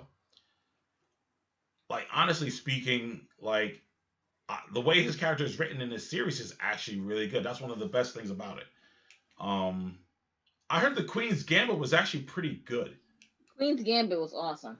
I heard it was really good. I watched a couple of reviews earlier, and like, I heard it was pretty decent. So I might give that a look. Actually, a few people on my timeline been talking about that, but not enough for me to tune in. Mm. Oh no, it is one of those movies that is so underrated. It's not even funny. Like, I legitimately, just on a whim, I think I started watching something else and I turned that off, and I'm like, something just told me, it was like, yeah, just watch a couple episodes, let's see what it is. And I'm like, oh my God, this thing is freaking, just from the first 2 episodes, I'm like, this thing is freaking amazing. People have been talking about Jingle Jangle a lot. Yeah, I'm not gonna catch me watching that. I know. Why not again? I don't do Christmas movies. Yeah, we don't do Christmas movies. I mean, it's funny because me and Tanya were just talking the other day that we really need to we need to look through Netflix and Hulu and Amazon and stuff, because there's a lot of things that are out there that that would probably capture our interest and that we would sit and watch, but we just don't. We just stick to YouTube TV and we just keep it moving with the repeats of everything else. But I mean, I posted about this in my business group, so it's not really entertainment related. But I saw this show on Prime called Hot Mess Millionaire. I'm like, I'm checking that out. That probably give you a whole lot of content. What? It's called Hot Mess Millionaire. What in the I haven't been paying attention to my Netflix. It's at on all. Prime. Oh, it's on Prime. That's why. And I don't have my Fire Stick hooked up. I have zero idea what it's about, but just on the title alone, I have to think it's about people who actually became millionaires, but they acted damn fool. probably stumbled into it and don't know what the hell they're doing. Oh, and I actually know this person who is doing it. Oh shit. Okay, I'm definitely checking it out now. No, I'm like, I really haven't been into a lot of TV show. I mean, a lot of shows right now. But like I said, it's because I'm in transition. So a lot of the stuff I usually put on is like background noise for right now. Right. Yeah. Because right now it's a mess. Everything is a mess right now. Dragon said he has to end his DC membership and get HBO Max. Did I I don't know if I canceled my. I don't think I canceled my DC membership just yet. But I definitely got HBO Max and I called this like a while ago that the DC Universe streaming service was going to be kaput at some point because there wasn't a lot of stuff in their library. Yeah, a lot of the comic book titles are up there, but I don't really like looking at a screen to read comic books. I'd rather have the physical copy in my hand. Or I'll go to someone like Comics Explained or Comic Storian on YouTube and listen to an audio version of the comic book. But again, they didn't have a lot of the DC EU movies up there. The Dark Knight trilogy wasn't up there. There was a lot of DC related stuff that wasn't on the streaming service, and it's just like, this kind of doesn't make any sense. So when I heard that HBO Max was coming out and that a lot of stuff is going to be up on there, and then I heard like things like Harley Quinn and Titans was going to be simulcasting on both platforms, I was like, why the fuck am I going to keep my DC Universe streaming service in? Just get HBO Max. And plus, I can watch other stuff that's up there too. Like, me and Tani, we finally watched The Invisible Man a few weeks ago. That was pretty decent. There's a couple of things up there. Probably watch Fresh Prince tonight. Yeah. Watch the Fresh Prince reunion and stuff like that. So yeah, I'm probably gonna get rid once everything makes this transition over to HBO Max, that's when I'm gonna get rid of my DC streaming service because it doesn't make any sense. Although because of the DC streaming service, I was able to get like a discount on HBO Max, so that was a plus. I know everyone keeps talking about Blood of Zeus. I'll give it a watch at some point, maybe over like the Christmas holiday.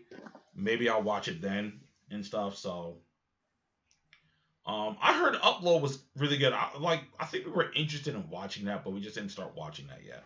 I think Prime has a lot of sleeper hits on there, but we just gotta devote time to watching it and stuff. You know what Prime is good for? Prime is good for a lot of horror movies. I didn't realize that. Yeah. There's a lot of horror movies on Prime. And we support our actor and filmmaker friends who have their stuff on our Prime. Yeah, and I didn't realize that a lot of like, even for me, because I do a lot of foreign horror, and if people that haven't noticed, I'm like, I don't do American horror at all. I find it useless. I mean, like, honestly, name the last good American horror movie. I'm gonna go on and say Hereditary, because that shit right there was just. I haven't seen Midsommar yet. I don't know if I really feel like watching it, but it's like a lot of the horror movies I've seen they've been good storylines, but Hereditary just got on my nerves. Yeah, I didn't like Hereditary. It just got on my nerves. They're so hyped, and I'm just looking at him like, did we just watch the same thing? No, exactly. I enjoyed Hereditary. I think the third act kind of went in a different direction, so to speak, but everything else before that, I kind of dug. The Conjuring movie, the original, was great. Oh yeah. The Conjuring movie was great. Everything else from there was, oh my gosh, what did I just watch? Like the Paranormal Activity movies couldn't. No, The first one was the first one. I'll get the first one. The first Paranormal Activity movie. I remember my ex, not the most recent one, long time ago. Mm-hmm. When he dropped me off after a date, he was so afraid he wanted to walk me to my door because he was freaking out his own self. He didn't want to stay in the car by himself. Oh, like I don't know, things like that don't scare me. And then they just kept coming out with sequel after sequel. And I was like, yeah.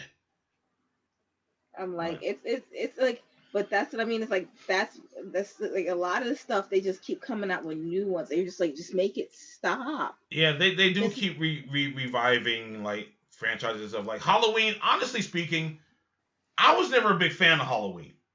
I wasn't. Like Michael Myers, like people seem to love him, but it's like I don't know. I don't know.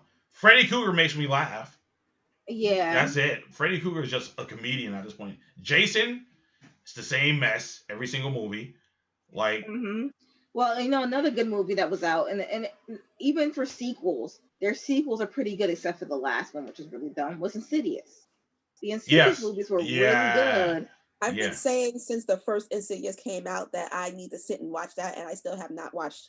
I was really Insidious, and I love how they tie it, even with the last movie, even though the movie sucks, how they tie every single one of them together perfectly. Yeah. That's what I like about the Insidious movies, is that for somebody to do a whole sequel of movies, they didn't do like, the Paranormal Activity movies where they were like, oh, I forgot this. Now I got to make something up. Like, no, it was legitimately, everything had a purpose. Everything kind of came full circle. Yeah. And so basically all the movies put together are a full, complete circle. That's right. Dragon said the Shark Boy and Lava Girl show or movie that's coming on Netflix. Why? Because Robert Rodriguez is probably bored and he needed something to do. Now I've only watched Shark Boy and Lava Girl one time. I've never seen that movie, and I refuse to see that movie. My sister was young enough to see that movie when I was like, and I refuse to still watch that movie. I watched it one time. It was on TV. I think it was with Kimmy, my niece, and we just sat and watched it. It was corny. Yes, it was corny. Yes, it was. I'm like, y'all lucky I got Hannah Montana out of me once. But content. Like they needed something. I don't think Taylor Lautner's coming back as Shark Boy. I don't think that's a thing. I mean, whoever played Lava Girl, it seems like she's the one that's coming back. I don't really know. I'm probably not going to watch it because... But Netflix is reaching the straws too at this point, because Netflix is trying to hold on to Stranger Things, and they're trying to hold on to that hype, and they're trying to kind of kindle that hype again, because that was their big thing, is that they made one good series, like one really good series, and I'm not necessarily, I didn't necessarily like it, but they made one really good series, and they kind of rode that out. They did. And they rode that wave, and I get it. But I think at this point, Netflix, you're raising your rates, and your content is getting worse and worse. Yeah. I'm like, maybe we need to stop focusing on the B content. If you're really going to make me pay for your money, I need some really good stuff. Like I actually find some pretty interesting. I actually find some pretty interesting shows on Netflix. Like I really enjoy Hollywood. Oh, Hollywood was really good, but Hollywood also needs another season. Yeah. And they're not gonna. I don't think we're gonna get another season of Hollywood. Hollywood was a really good underrated show.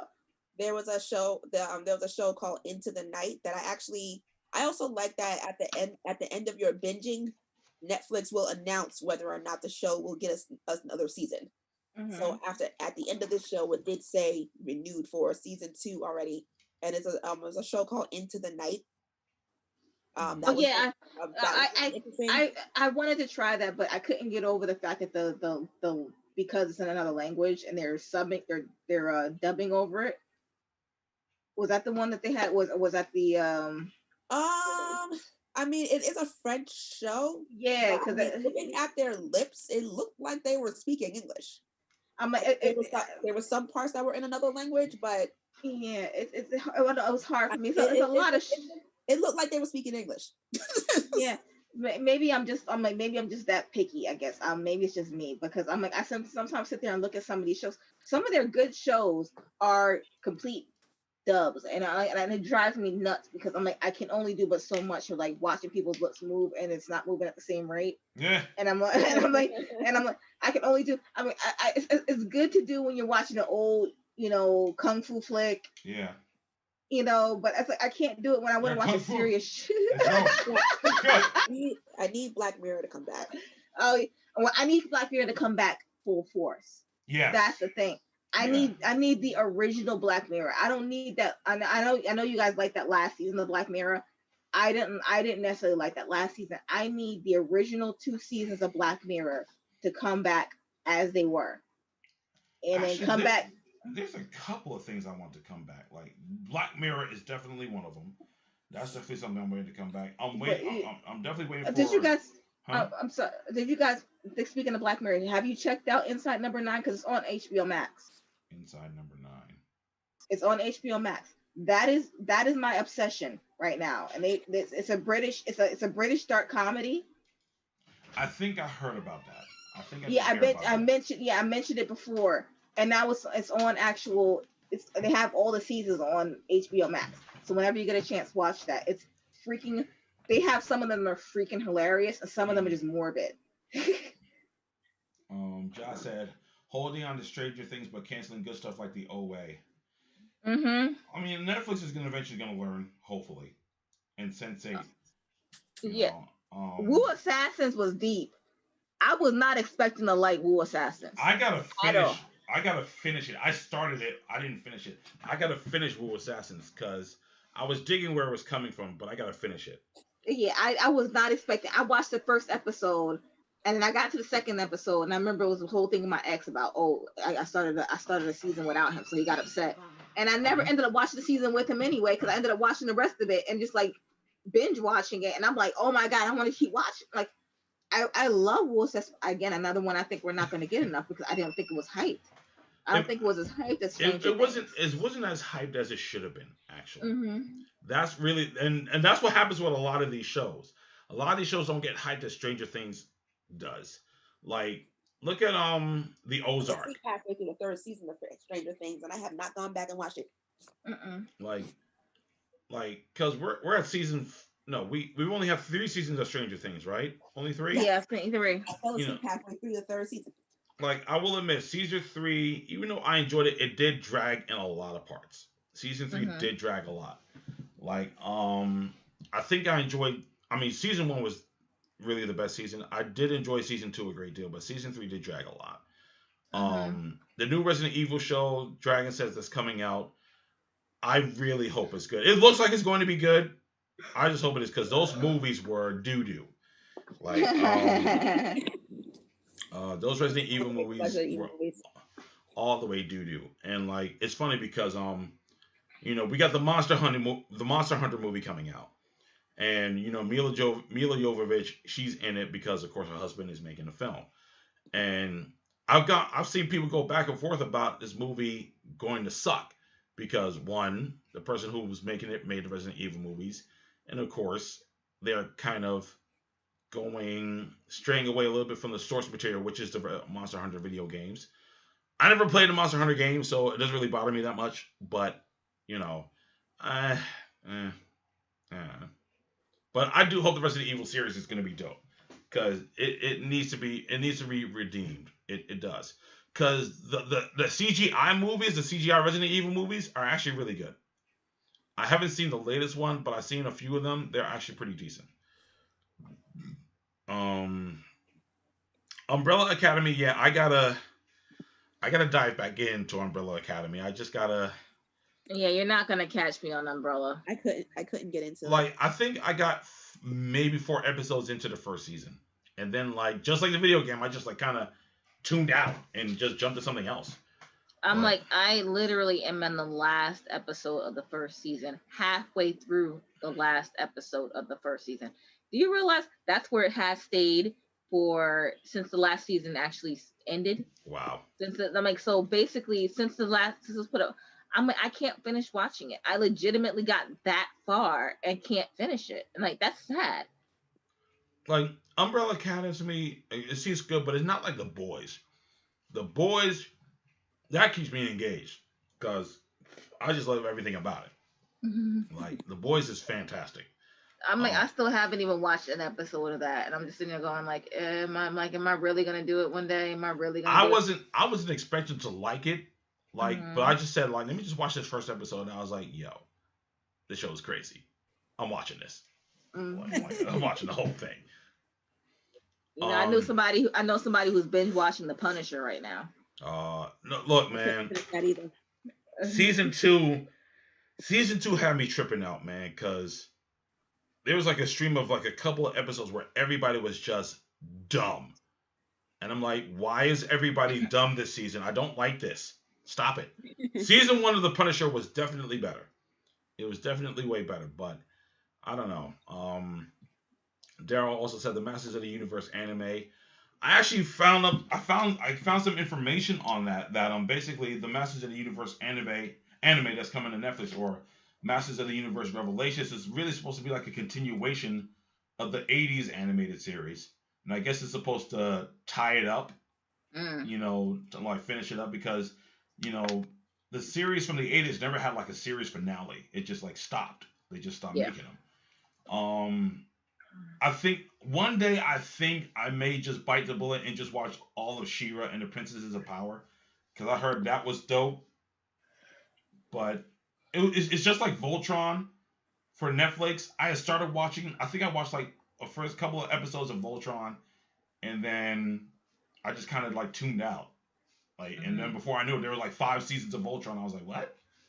Like, how the hell does this happen? Like, but that's how everything happens. Like when you blink, it's like even with anime in general. Like you go to an anime series, it's like you start watching one, you get really good, and then you like go to another one thinking that you have time, and then you turn around and you're like, wait a second, there's like 3 more seasons. Like where did you just come from, and why? When am I gonna have the time to?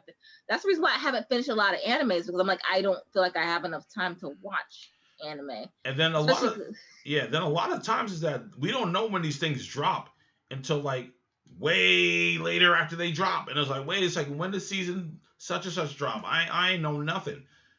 It's like, and that's a lot with Netflix too. Netflix does it a lot.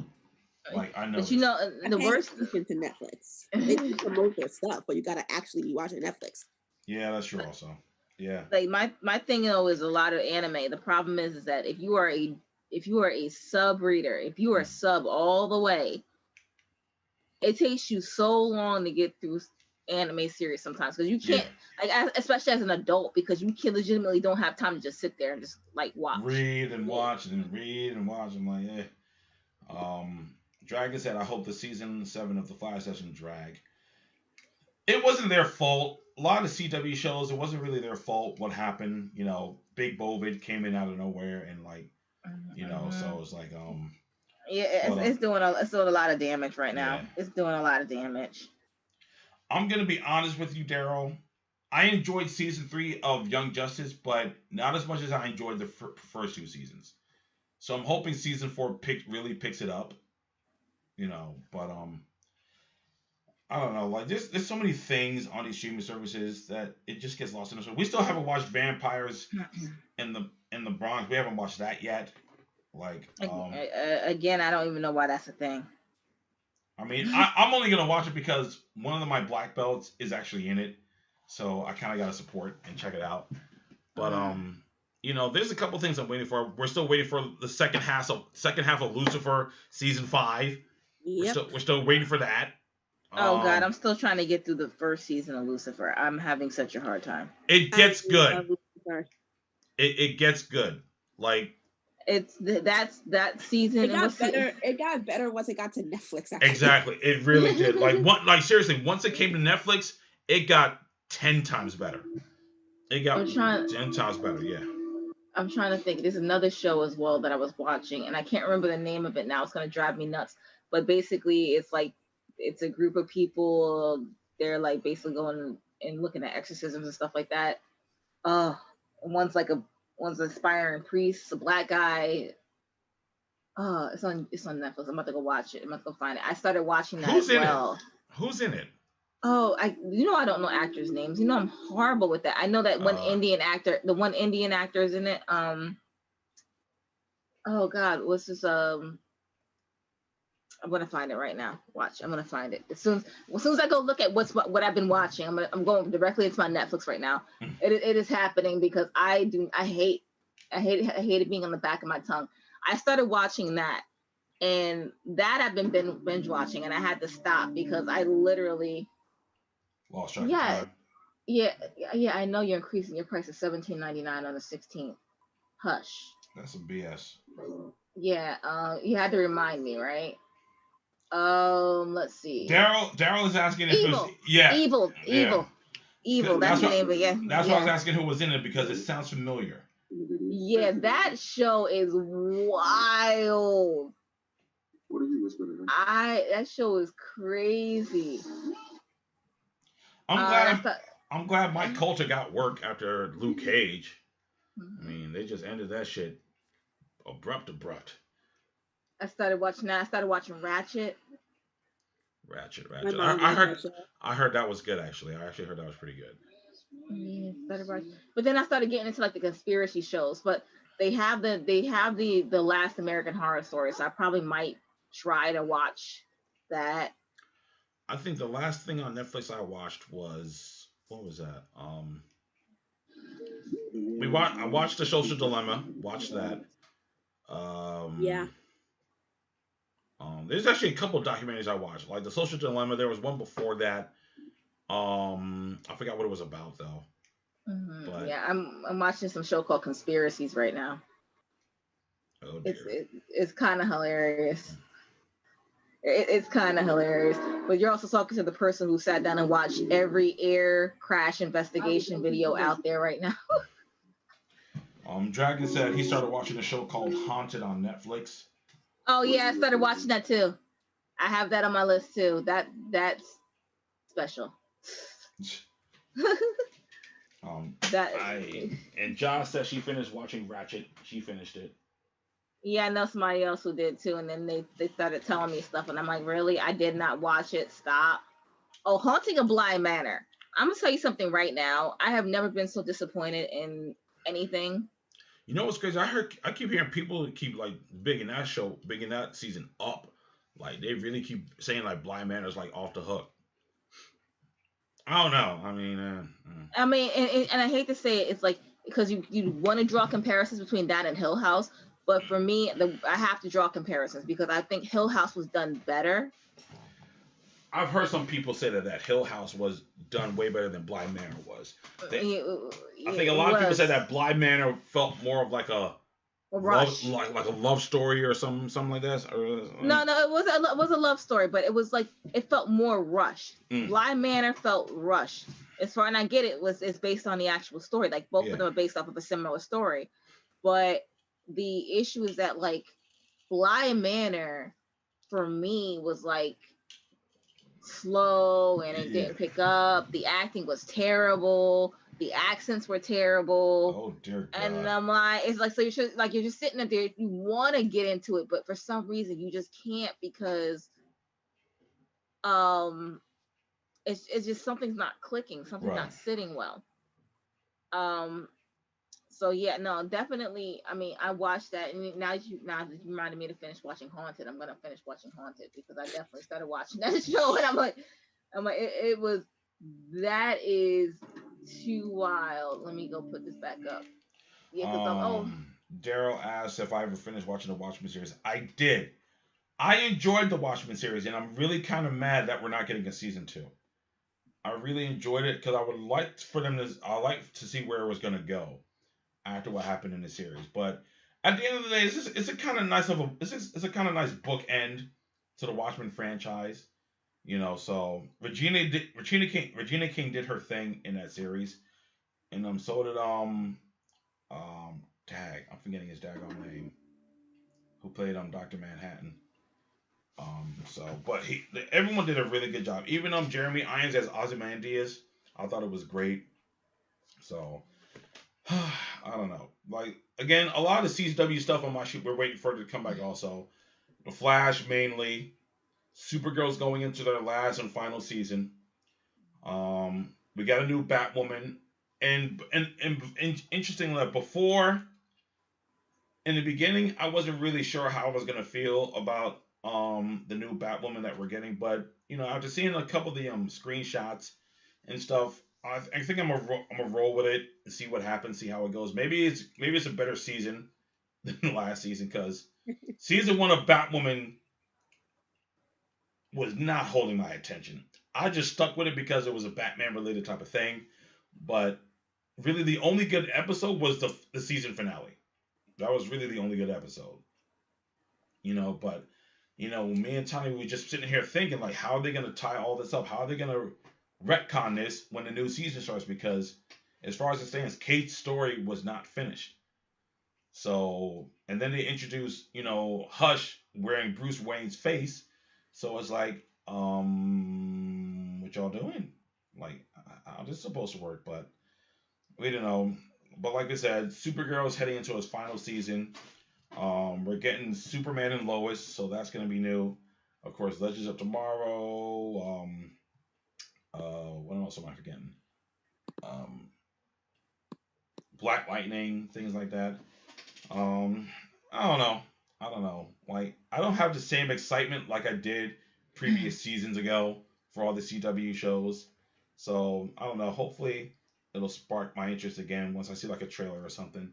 I will say that Stargirl was definitely pretty interesting. I wasn't expecting to really like Stargirl, but I ended up enjoying it a great deal. So can't wait for that one to come back. But all these things ain't coming back until like March of next year.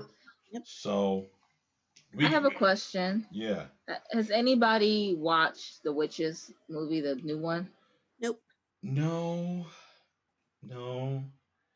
I mean, I was never like a big fan of the old version. I've seen it and I thought it was cool, but it wasn't like one of those things that I had to watch.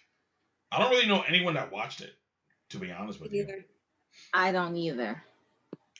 So anybody watching, have you seen it?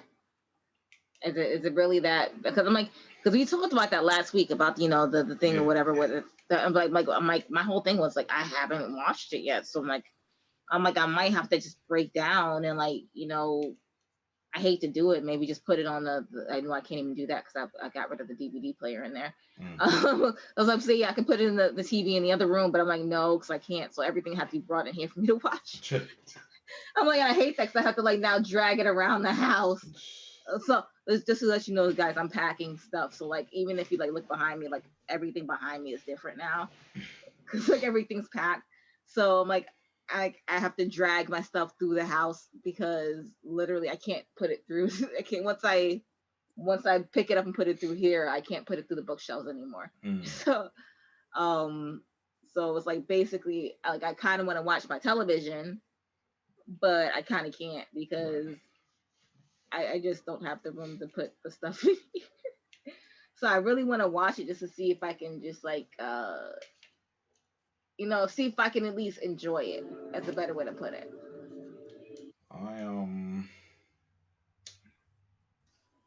Like I said, there's actually even a couple things on HBO Max that we have yet to watch. We still haven't watched the Harley Quinn movie. We're gonna watch that at some point. Which one Harley Quinn movie? Birds of Prey. You haven't watched it? No, we haven't watched it yet. Oh. Even when it came out in the movie theaters, I wasn't in a rush to go see it. Oh. Yeah. Yeah. I've watched a great deal of reviews about it, but I just kind of want to see it for myself. What we're working with here. That's why I'm not saying anything. It's just that kind of So you haven't watched Birds of Prey? Okay. Probably over the holiday. Maybe we'll turn it on and knock it out and stuff. If I was a girly girl, I think I would have more fun with that. I'll say that much. If I was a girly girl, I think I would have enjoyed it way more. But I'm not. So therefore, that's where we're sitting in it. Dragon said he kind of wants to see a Hitman show about 47 in his past. Honestly speaking, there's a lot of comic book or video game related stuff can sometimes be better translated as like a series, like a limited series or a season type of series, as opposed to like being. I wish they would do that with Tomb Raider. Forget all that. Like Tomb Raider, I think would make a pretty decent series. Like I really think they should. I'm like, instead of making the movies with Angelina, I mean, as much as I love Angelina as an actress, like even I would even dare say like Mortal Kombat would probably make a pretty decent series. Like if they like really mapped it out, it would make a really decent series. But that's the thing is that I was about to say that I'm like, there's so much backstory. Exactly. That the problem is that they're gonna be doing a lot of flashbacks. Yeah. So that would be like, and it's figuring out where you're gonna put it so that way it's actually, you know, where do you drop it in the beginning to make it interesting for everybody right away to grasp their attention? Because it's one of those things that if you put it in, if you just try to insert a storyline from the beginning, it's going to be boring. But you have to kind of you have to mix it properly with that. Like, I'm like, it's kind of hard. It's like there's a lot of games like you look at. Yeah, like like Resident Evil definitely sounds better as a series than movie.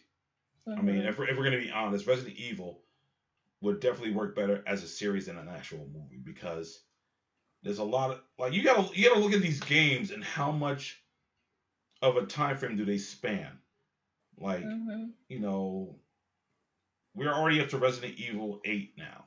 We're up to 8. Like if they really wanted to, each game could be a season of a series. Like if you really think about it, like things like fighting games, like I mean, those can go both ways. You can either do a series or you can do a movie.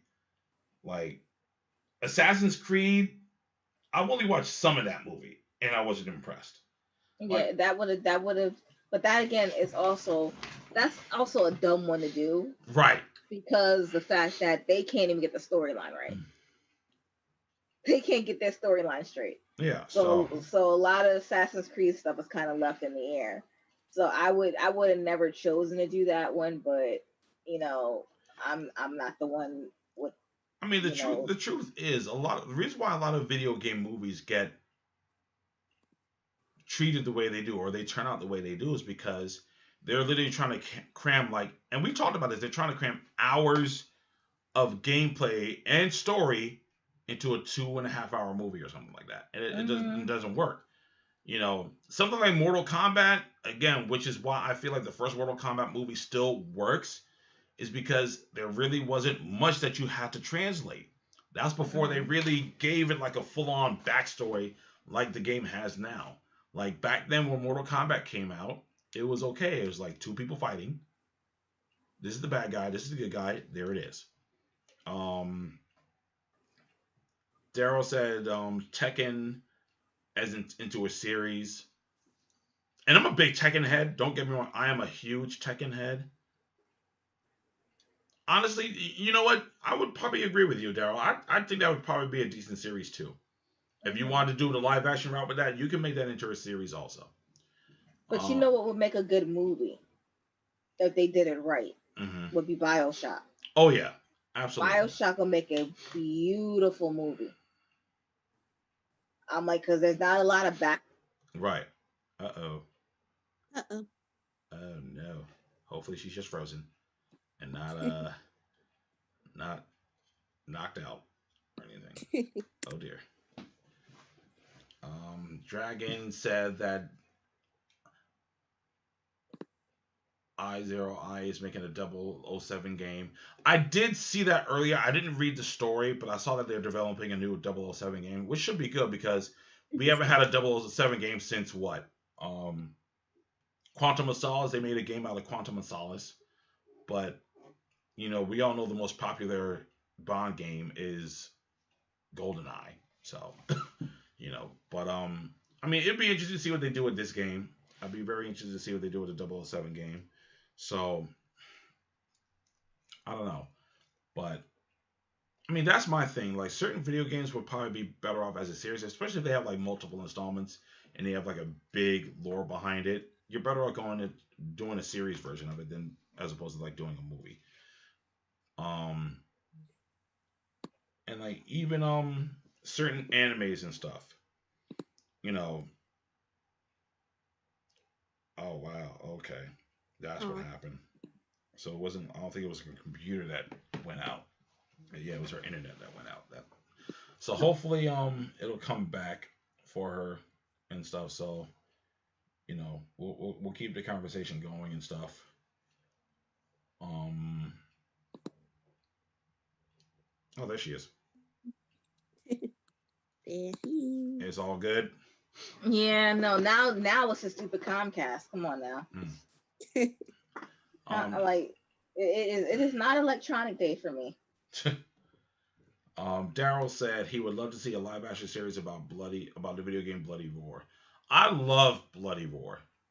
I really do. That can work either or. That can work as a series or as a movie. There's not too much of a backstory behind Bloody Roar that you can't make a live action movie out of it or something like that. And like it's the best when you don't have like I said with BioShock, when you don't have a lot of backstory to kind of give, and you can kind of introduce characters along the way.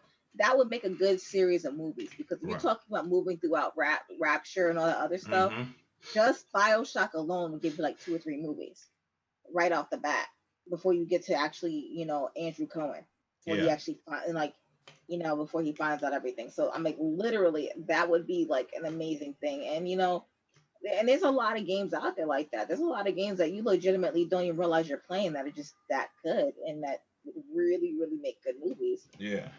Now, granted, yeah, go ahead. And even, oh God, please don't tell me it went out again, because I'm gonna cry. What? What's it doing? No, it's the modem. It's the stupid Comcast. Comcast does not want to cooperate today. It's just doing everything it wants to do. And the only reason I know it's going out because my PlayStation went out first. But it came back on. No, it's but here's the thing, it's like, what show from your childhood would you like to see come back? I've thought about it here and there, but I haven't thought about it seriously for a minute. There was a couple of quirky shows that came on back in the day that would be interested if they had a modern day rendition of it. Small Wonders would be interesting if they made it now. If you guys don't know what Small Wonders is, Small Wonders was about a family. A dad worked in robotics, and he basically created an android that kind of served as his daughter. He had a son and he had a wife, but I guess it was just a exercise in AI. It was a comedy show, but thinking about they wouldn't make it a comedy, which would suck. Exactly. It probably wouldn't be a comedy. It'd probably be a drama or something like that. I don't know. Just like they're doing with Bel Air. I know everyone is hyped over the fan trailer that they made for Fresh Prince. But I'm like, no, I want comedy. Yeah. I am so tired of everybody being so sad. Yeah, exactly. But it's hard to do comedy now because everybody's so freaking offended. That too. Yeah. That also. Real quick. Daryl said he writes his own fan fiction story about Bloody Roar over the summer. Pretty cool. I'd like to read it one day. Dragon said, I would love to see a White Tiger movie or show being set in Puerto Rico. I don't know what White Tiger is. I'm not quite sure. Beast Wars, I could have sworn they were talking about bringing Beast Wars back or something.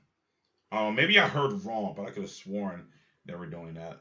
I don't know. Thinking about it now. What was that show with the mummies? Mummies Alive? Yeah. I hate to say it.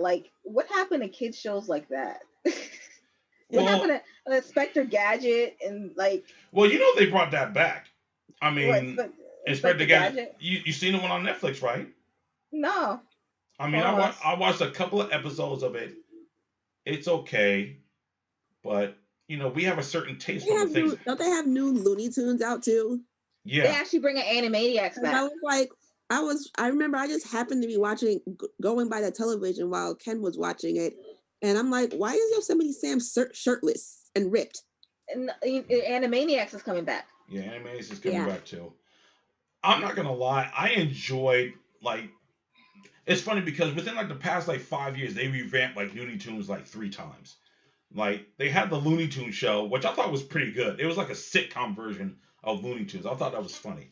And then they came out with Wabbit, like which was like a throwback to like the Tex Avery days of animation. And then they got new Looney Tunes on HBO Max, which is interesting. But is it for kids? Was it ever for kids? No, I mean, I just couldn't get past what was going on. That's all. I mean, I'm like, I love Looney Tunes for that reason. That's why I love Animaniacs for that reason, because they made a lot of, like, you look back now, there are a lot of innuendo jokes that we never got as kids that are freaking hilarious now. Yeah. And I'm like the same when I was watching Rocko's Modern Life as an adult. I'm like, whoa, wait. Oh, I have the whole season of Rocko's Modern Life. I'm like, wait a minute. I have every. I'm like, Rocko was life. Did you? I love Rocko. Did you watch the movie? I didn't. It was cool. It was okay. All right. Yeah, it was okay. You know, but I remember and then, Ren and Stimpy. Actually, you know what? Even as a kid, I knew Ren and Stimpy. I think we all knew. I think we all knew Ren and Stimpy was because I was trying to figure out why Ren and Stimpy was on MTV as well as Nickelodeon. Me too. I was wondering the same thing. I was like, what? Well, you should have known something was wrong with the rubber nipples. Look, man, we still watch it though. Ren and Stimpy is still my shit to this day. Like, what else did I peep as a kid? Oh, the Lonely Space Vixens on Rugrats. Look, man, look, Grandpa. Oh, yeah. Look, Grandpa. Grandpa was just trying to get it in. Grandpa was trying to get it in when the kids was asleep. He was just trying to. It's funny because I loved Rugrats. I watched a little bit of All Grown Up, but I didn't stick with it, and it didn't last very long, of course. But no, Granddad, he was just trying to get it in, man. They always had him babysitting. He was just trying to, rub one out when the kids were sleeping. Like he was just trying to get down. Like, come on now, like you gotta leave Grandpa alone now. He done earned his time. Like Daryl said, to this day, Gargoyles is still one of my favorite animated Disney action series. I was just looking through it like last week. Mom loved that show. Gargoyles. I love Gargoyles. I did. I love Gargoyles. And you know what's so funny? When I started looking, and you know what it was? I was watching a video of Xanatos, and I was like, this is a really good villain. And I'm like, yo, this, like, I know a lot of people love Gargoyles, but it doesn't get talked about a lot. No. It really doesn't. And because it was a certain, it took a certain. Who watched MTV Spider-Man. I'm like, but the Gargoyles was one of those shows where it took a certain generation of people. It only hit a certain generation. It didn't. It was like you had to be of a certain age group when that came out. Like I know Gargoyles. Like they say that Gargoyles was supposed to be like the Disney's answer to like Batman the Animated Series, but look, man, the storytelling in Gargoyles was phenomenal. Like, and I know they keep talking about possibly doing a movie of it with Jordan Peele coming in or something like that. I mean, you could do a movie, but it'd have to be a couple of movies because there's a lot. And it's funny. I started doing like a fan casting of the Gargoyles franchise, but I barely scratched the surface. Like there's a lot to do. But yeah, Ren and Stimpy was on some freaky stuff. Yeah, like Mr. Horse. Man, I'm like, I'm talking about. I still sing my log song. Don't worry about it. I'll still sing my log song. Don't whiz on the electric fence. I was like, yo, yes, this is not for kids. This is not for kids. You know, I own that too, right? I got it also. I got the first 3 seasons of Ren and Stimpy. I don't have them all. I only got like the first 3. I'm like Ren and Stimpy, Cat Dog. Couldn't get into that. I love Cat Dog. I got into Cat Dog for a little bit. Like once like Doug left, like a lot of things changed. That's kind of when I started to like phase out of like Disney on like Nicktoons and stuff. No, when Doug went to Disney. Yeah. That's what happened. That was the worst. That was such the worst. Dragon said Justice League and Justice League Unlimited. Yeah, 2 very great DC animated show. DC doesn't really fail when it comes to animation. DC has never really had too many bad turnouts as far as animation is concerned. Daryl said Demona was a good villain in the Yeah, like, look, Gargoyles was a fantastic show. Is it on Disney Plus? I don't know. Cause I don't know. Cause I've only watched Gargoyles like here and there. I'm gonna have to like sit and like watch the whole thing. If it's up on there. Give me 2 seconds. I can figure it out for you. Yeah, I don't know if it's in the. I don't know if I downloaded Disney Plus in the bedroom, so I can. You already know. I already have it. Like pretty much every streaming service is up here except for Asian Crush. It's like if it's there, I probably have it. I don't have Hulu either. I refuse to pay for it. Alrighty. Okay. No, Nickelodeon Doug was the Doug. That Disney Doug was trash. It was banging on a trash can. I didn't find it. No, I needed my beats. I needed my Killer Tofu. Yeah, I needed that. Yeah. I'm about to download that song, yo, for real. I'm really about to download Killer Tofu, like, for real.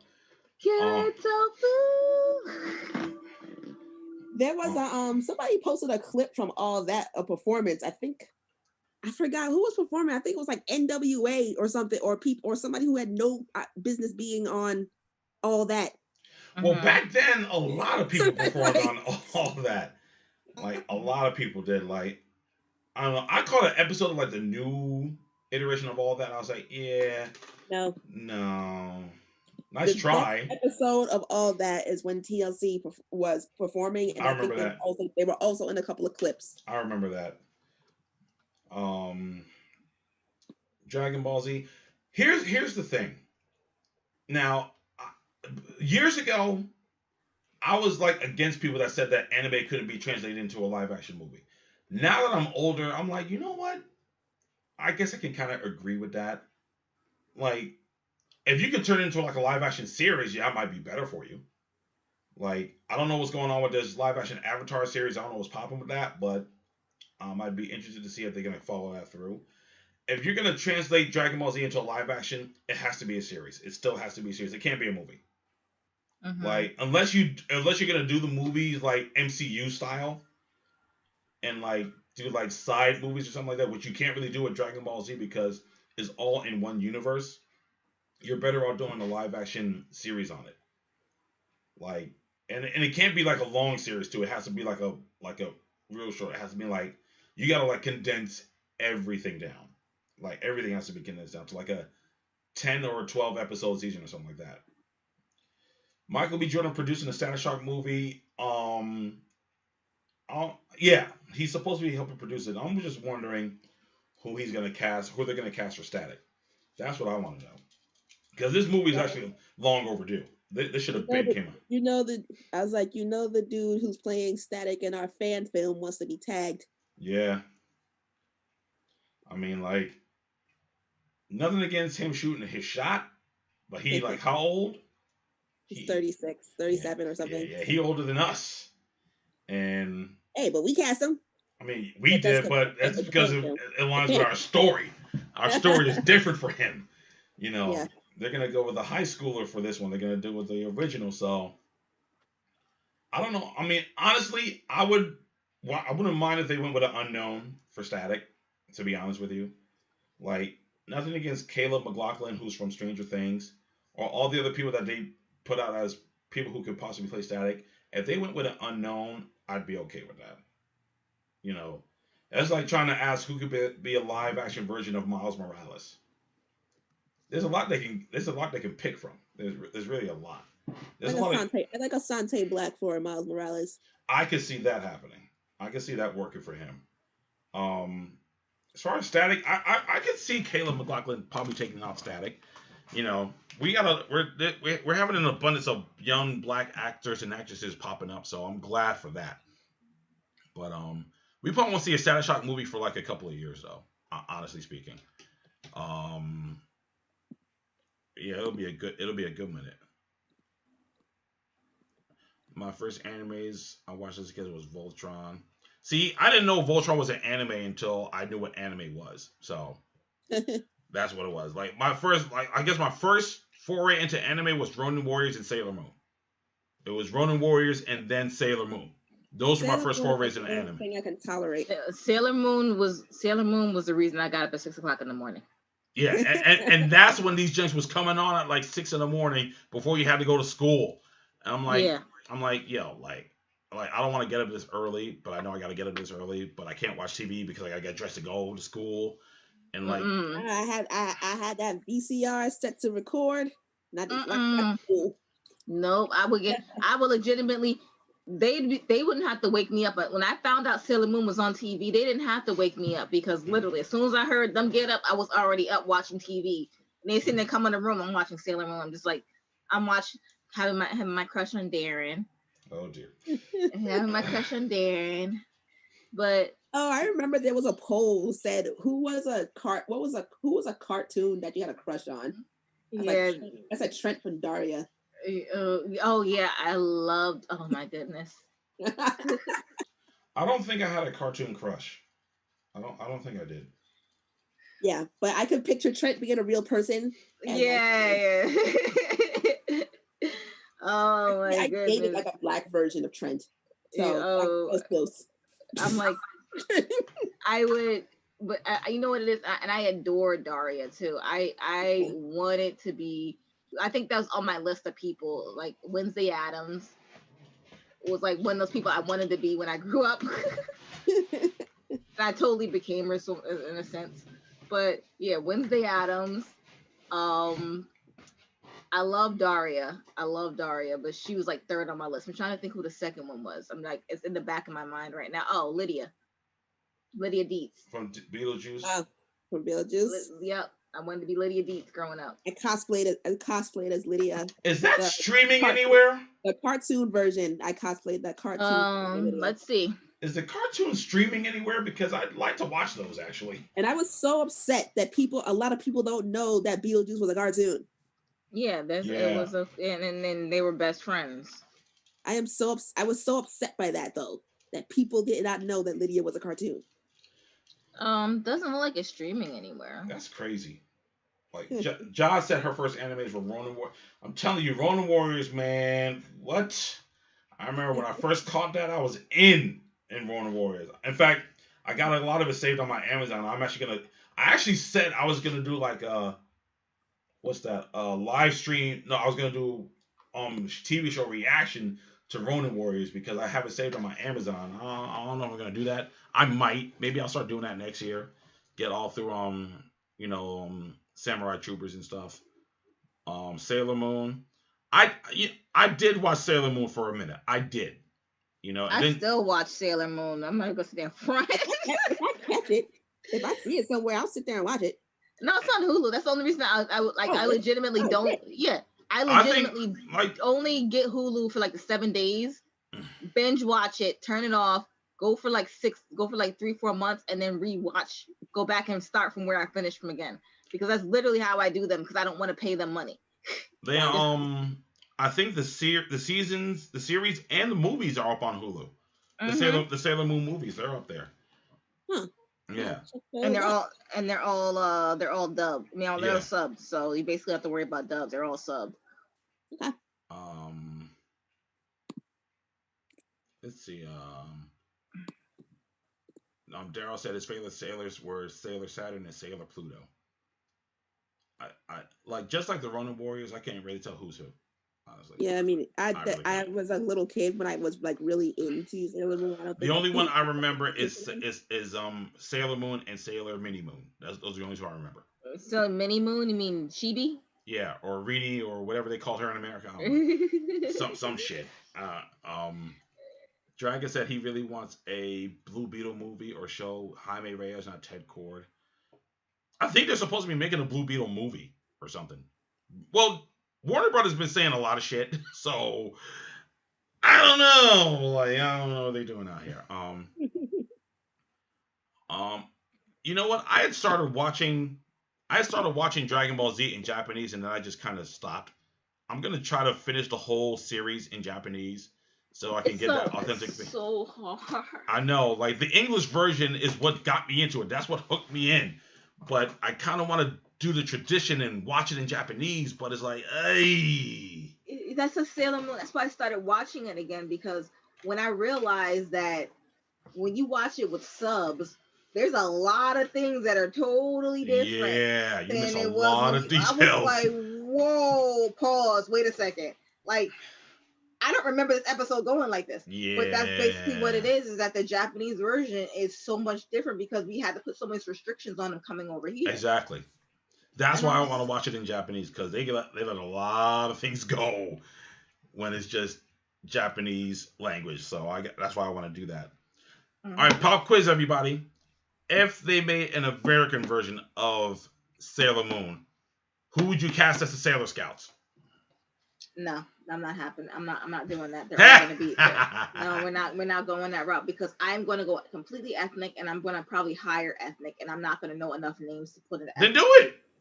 I'm like, because literally that's the case. It's like, you cannot bring that over here and then put these American actors, actresses in this. No, absolutely not. I'm sorry. And I know they're depicted after a lot of, like white women, but no. Honestly, I would definitely change a lot of the ethnicities up for the Sailor Scouts.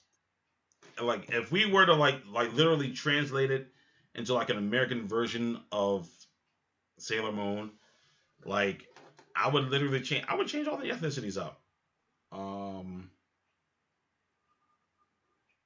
And I think I would keep it totally Asian. I think that's a lot of our problems when we bring a lot of stuff over here, is that we just bring it over here with the intentions of completely changing it to kind of suit our stuff. And I'm like, that's not one of those things I think we can change. I think that is legitimately Japanese, and that needs to stay Japanese.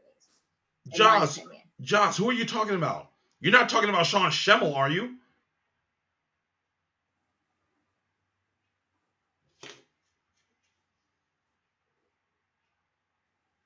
Oh my God, I gotta look this up. Hold up.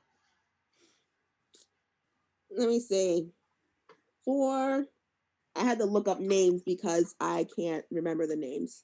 So I don't care who plays who, but I can see Jamie Chung as a Sailor Scout. Mm-hmm.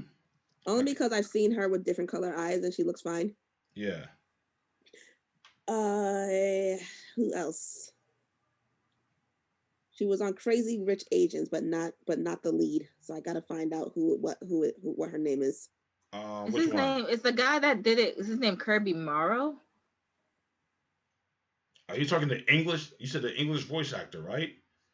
The English? Okay, Morrow and Dave Bridges are English dub actors for him. The same person. So who did we lose?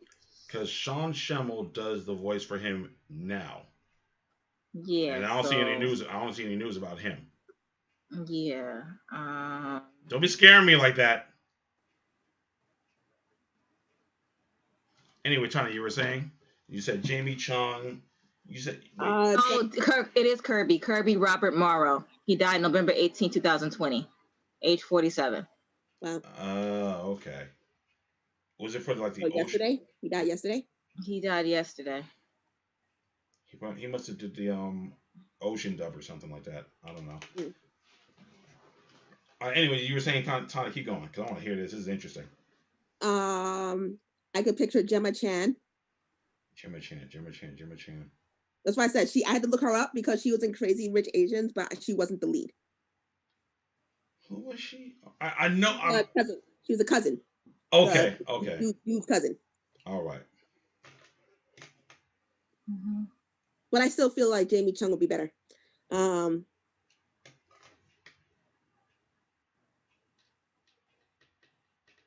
mom who was in Runaways.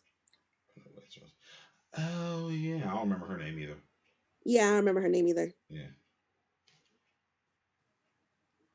I'm upset. She was supposed to be in Doctor Strange. Oh yeah. That's who again? The same character. Oh yeah, that's right. Marvel screwed that up. Her name is Brittany Ishibashi.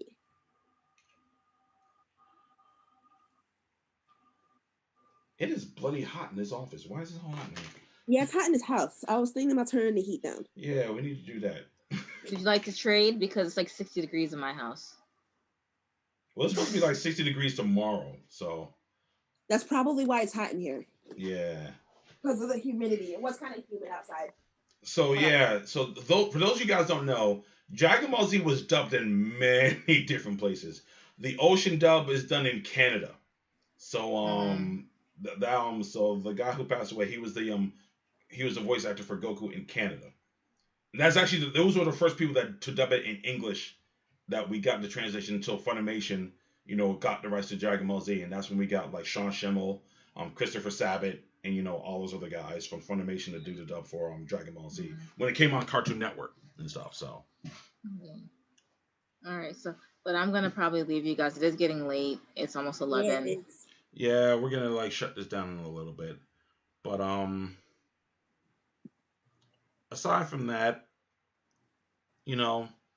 well, like we said, this was the final show for 2020. We still got a little less than a month and a half left until the end of 2020, and it can't come any sooner. But yeah. And if y'all in the New York area and y'all seen the Rockefeller Christmas tree, it pretty much sums up how 2020 has been. Yep. So, everything else aside, COVID, election crap, thank God that election crap is over. Technically speaking, kind of, sort of. There's still some tomfoolery happening right now, but excuse me, that's neither here nor there. But aside from that, 2020 wasn't a super horrible year. For a lot of us. Some more than others, so I can't really say that. But hopefully this year opened a lot of people's eyes to a lot of stuff. A lot of people had to do some soul searching. A lot of people found out who their friends really were. And we know where half of this country stands now. Not even just half of the country, but half of the world. So, if I had to impart any advice going into the next year, is really just stay true to yourself and to your friends. If you're one of the few people that still believe in common sense, please hang on to it, because a lot of people don't anymore. And a lot of people have this thing where you have to be on one extreme or the other. And that's not how higher level brain function is supposed to work. You're supposed to find a balance. So find a balance. If you find things that you're enjoying, keep doing those things, whether it's binging movies, binging TV shows, playing video games, getting comics together. Keep doing that. Be safe during these holidays. Next week is Thanksgiving. And if we get locked down, it's going to be rough, especially if you have a lot of food in the house, because now you got to find room in your house to work out and stuff. Christmas is next month. And at this point right now, I think a lot of my family members are just getting gift cards. I'm probably just going to buy toys for the niece and nephew, and that's about it. Everybody else is going to be getting gift cards, and we're just going to keep it moving. But we just got to keep a level head, and we got to really just find joy in the things that we enjoy liking. That's really what's just going to keep us balanced and keep us level-headed, instead of engaging in all this stuff, because, there's a lot of things that I kind of had to step away from over the past couple of months, because some people are just insufferable. They really kind of are. And, I found myself watching a couple of videos, political related videos on YouTube, is only to see if I can get a laugh out of it. Other than that, it's just back to trying to find things that are going to like make you happy. And that's pretty much all we can do at this point, people, because we don't know what's going to hold. We don't know what 2021 is going to hold. And we don't know how long Big Bo is going to be rearing his ugly head around. So we just got to do what's necessary to stay safe, and do what's necessary to keep our mental health safe and happy and stuff like that. So I want to thank all of you guys for tuning in with us this whole time since March? We started back up in March, right? March, April, or something like that. Since we started back up with the Geekcast, and try to keep it very consistent. We're gonna try to keep the same energy next year with consistency, and hopefully we'll get a couple things put in place between now and then, so the channel can like really really take off, and you guys could be a lot more entrenched in it and stuff like that. So again, would have loved for Howard to be up here, but Howard has some things that he's still trying to take care of. So more than likely he'll shout you out. He'll shout you guys out. If you guys want to shout him out, feel free to shoot him a shout out, like whether it's on Instagram or Facebook or whatever. Just say what's up to him. Let him know, he's in your thoughts and stuff like that. Again, I want to thank you guys for continuing to tune in. Hopefully, you guys tune in with us next year, and be on the lookout for a special invite for our watch party next month. Oh God, I don't know how this movie's gonna go. I really don't. This movie's gonna be very interesting. Very. So yeah. So that should be fun. That should definitely be fun. We'll let you know when we're gonna do it. Like I said, more than likely it's gonna be the week before Christmas. So we'll get that done, and we will have I guess hopefully a laugh. I hope we're going to laugh watching this movie. So Hey, what are we watching? We're not gonna say on stream. Apparently, he's trying to keep that a secret. So yeah. But I'll give you a hint. It's a very it's holiday related. Okay. It's a very unchristmassy Christmas movie.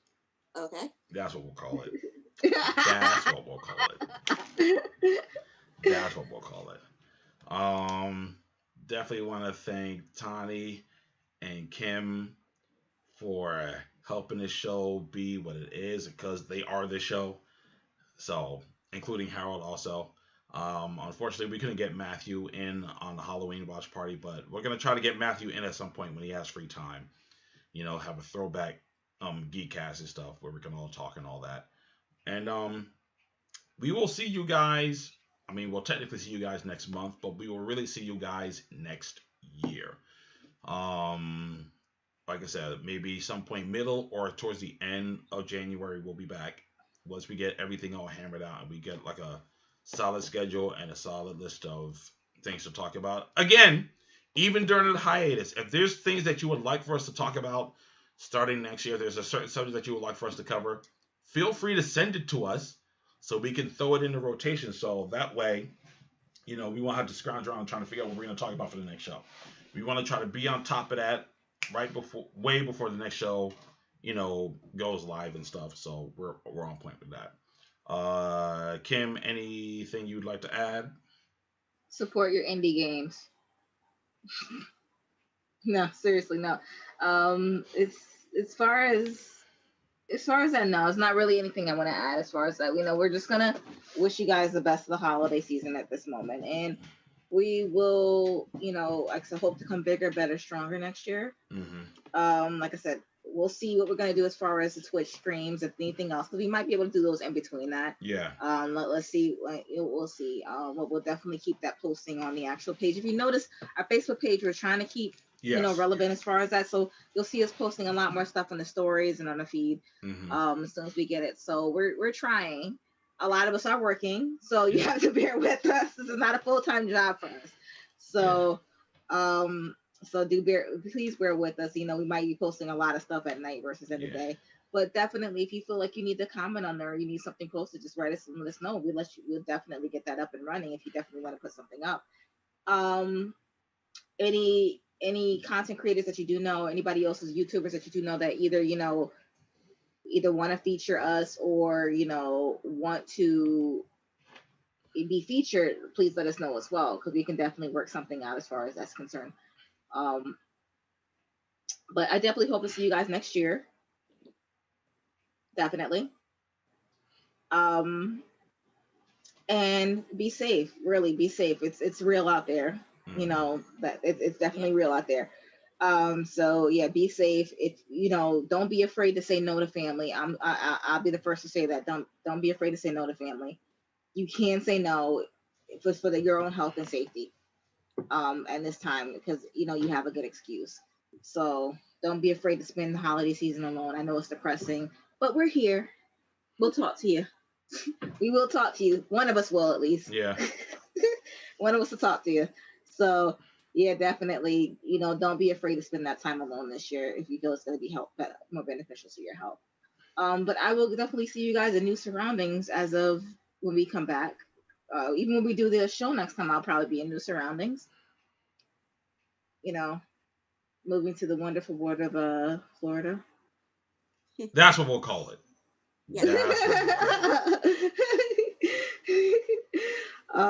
Yeah, so definitely gonna be it's gonna be interesting being in the surroundings and see what's going on there. But definitely when you guys see me, everything will be fresh. So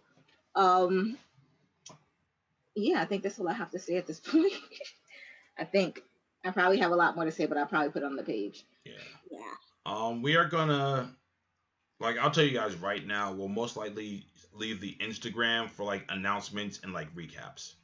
That's probably what's gonna happen. So more than likely, we'll probably just make all the announcements on what the next show is gonna be about on the gram, as well as recaps from the previous show. That's probably what's gonna happen, and then everything else will just get shared on our Facebook and stuff. So, Tani, any final thoughts? No, I think you guys said it all. I just want to say thank you all for joining us in our little messy show. Yeah, it's still a work in progress. Even after all these years, it's still a work in progress. But again, we still can't even get the ending right. Come on now. we are going to we are going to definitely work during the hiatus to try to clean up a lot of things for the show. Just try to streamline a lot of stuff so everything is on point. So I mean that's what we're gonna be working towards. So we will see you guys technically next month, but we will definitely see you next year. We hope that you guys have a safe and relaxing holiday. A safe and relaxing holiday, because the holidays can be stressful. Now is not the time to be even more stressful. So let's try to find some way to decompress and try to finish out the rest of 2020 with as little stress as possible. Okay? As little stress as possible. We already got one weight pulled off our soldiers. If you're in a state that's shut down again, be safe. Yeah, and watch our videos over and over and over. Yeah, really. Just do that. Just do that. Just do that. You can just go back to our replays and just enjoy those and stuff. So, and of course, if you want to hit us up on Discord, you can. We're always open to keeping the conversation going there, so you're definitely welcome to do that. Yeah, I know it's a little messy over there. I still haven't touched that. I'm sorry. I apologize again. So yeah. I mean, again, it's a work in progress, so we'll get it right, or at least some semblance of right at some point. All right. As always, the council has spoken. We will catch you guys again next month, but we will definitely catch you next year. Thanks for tuning in. Enjoy your holidays, folks. We are out. You were watching Council of the Blurs, a Geekcast. The Council has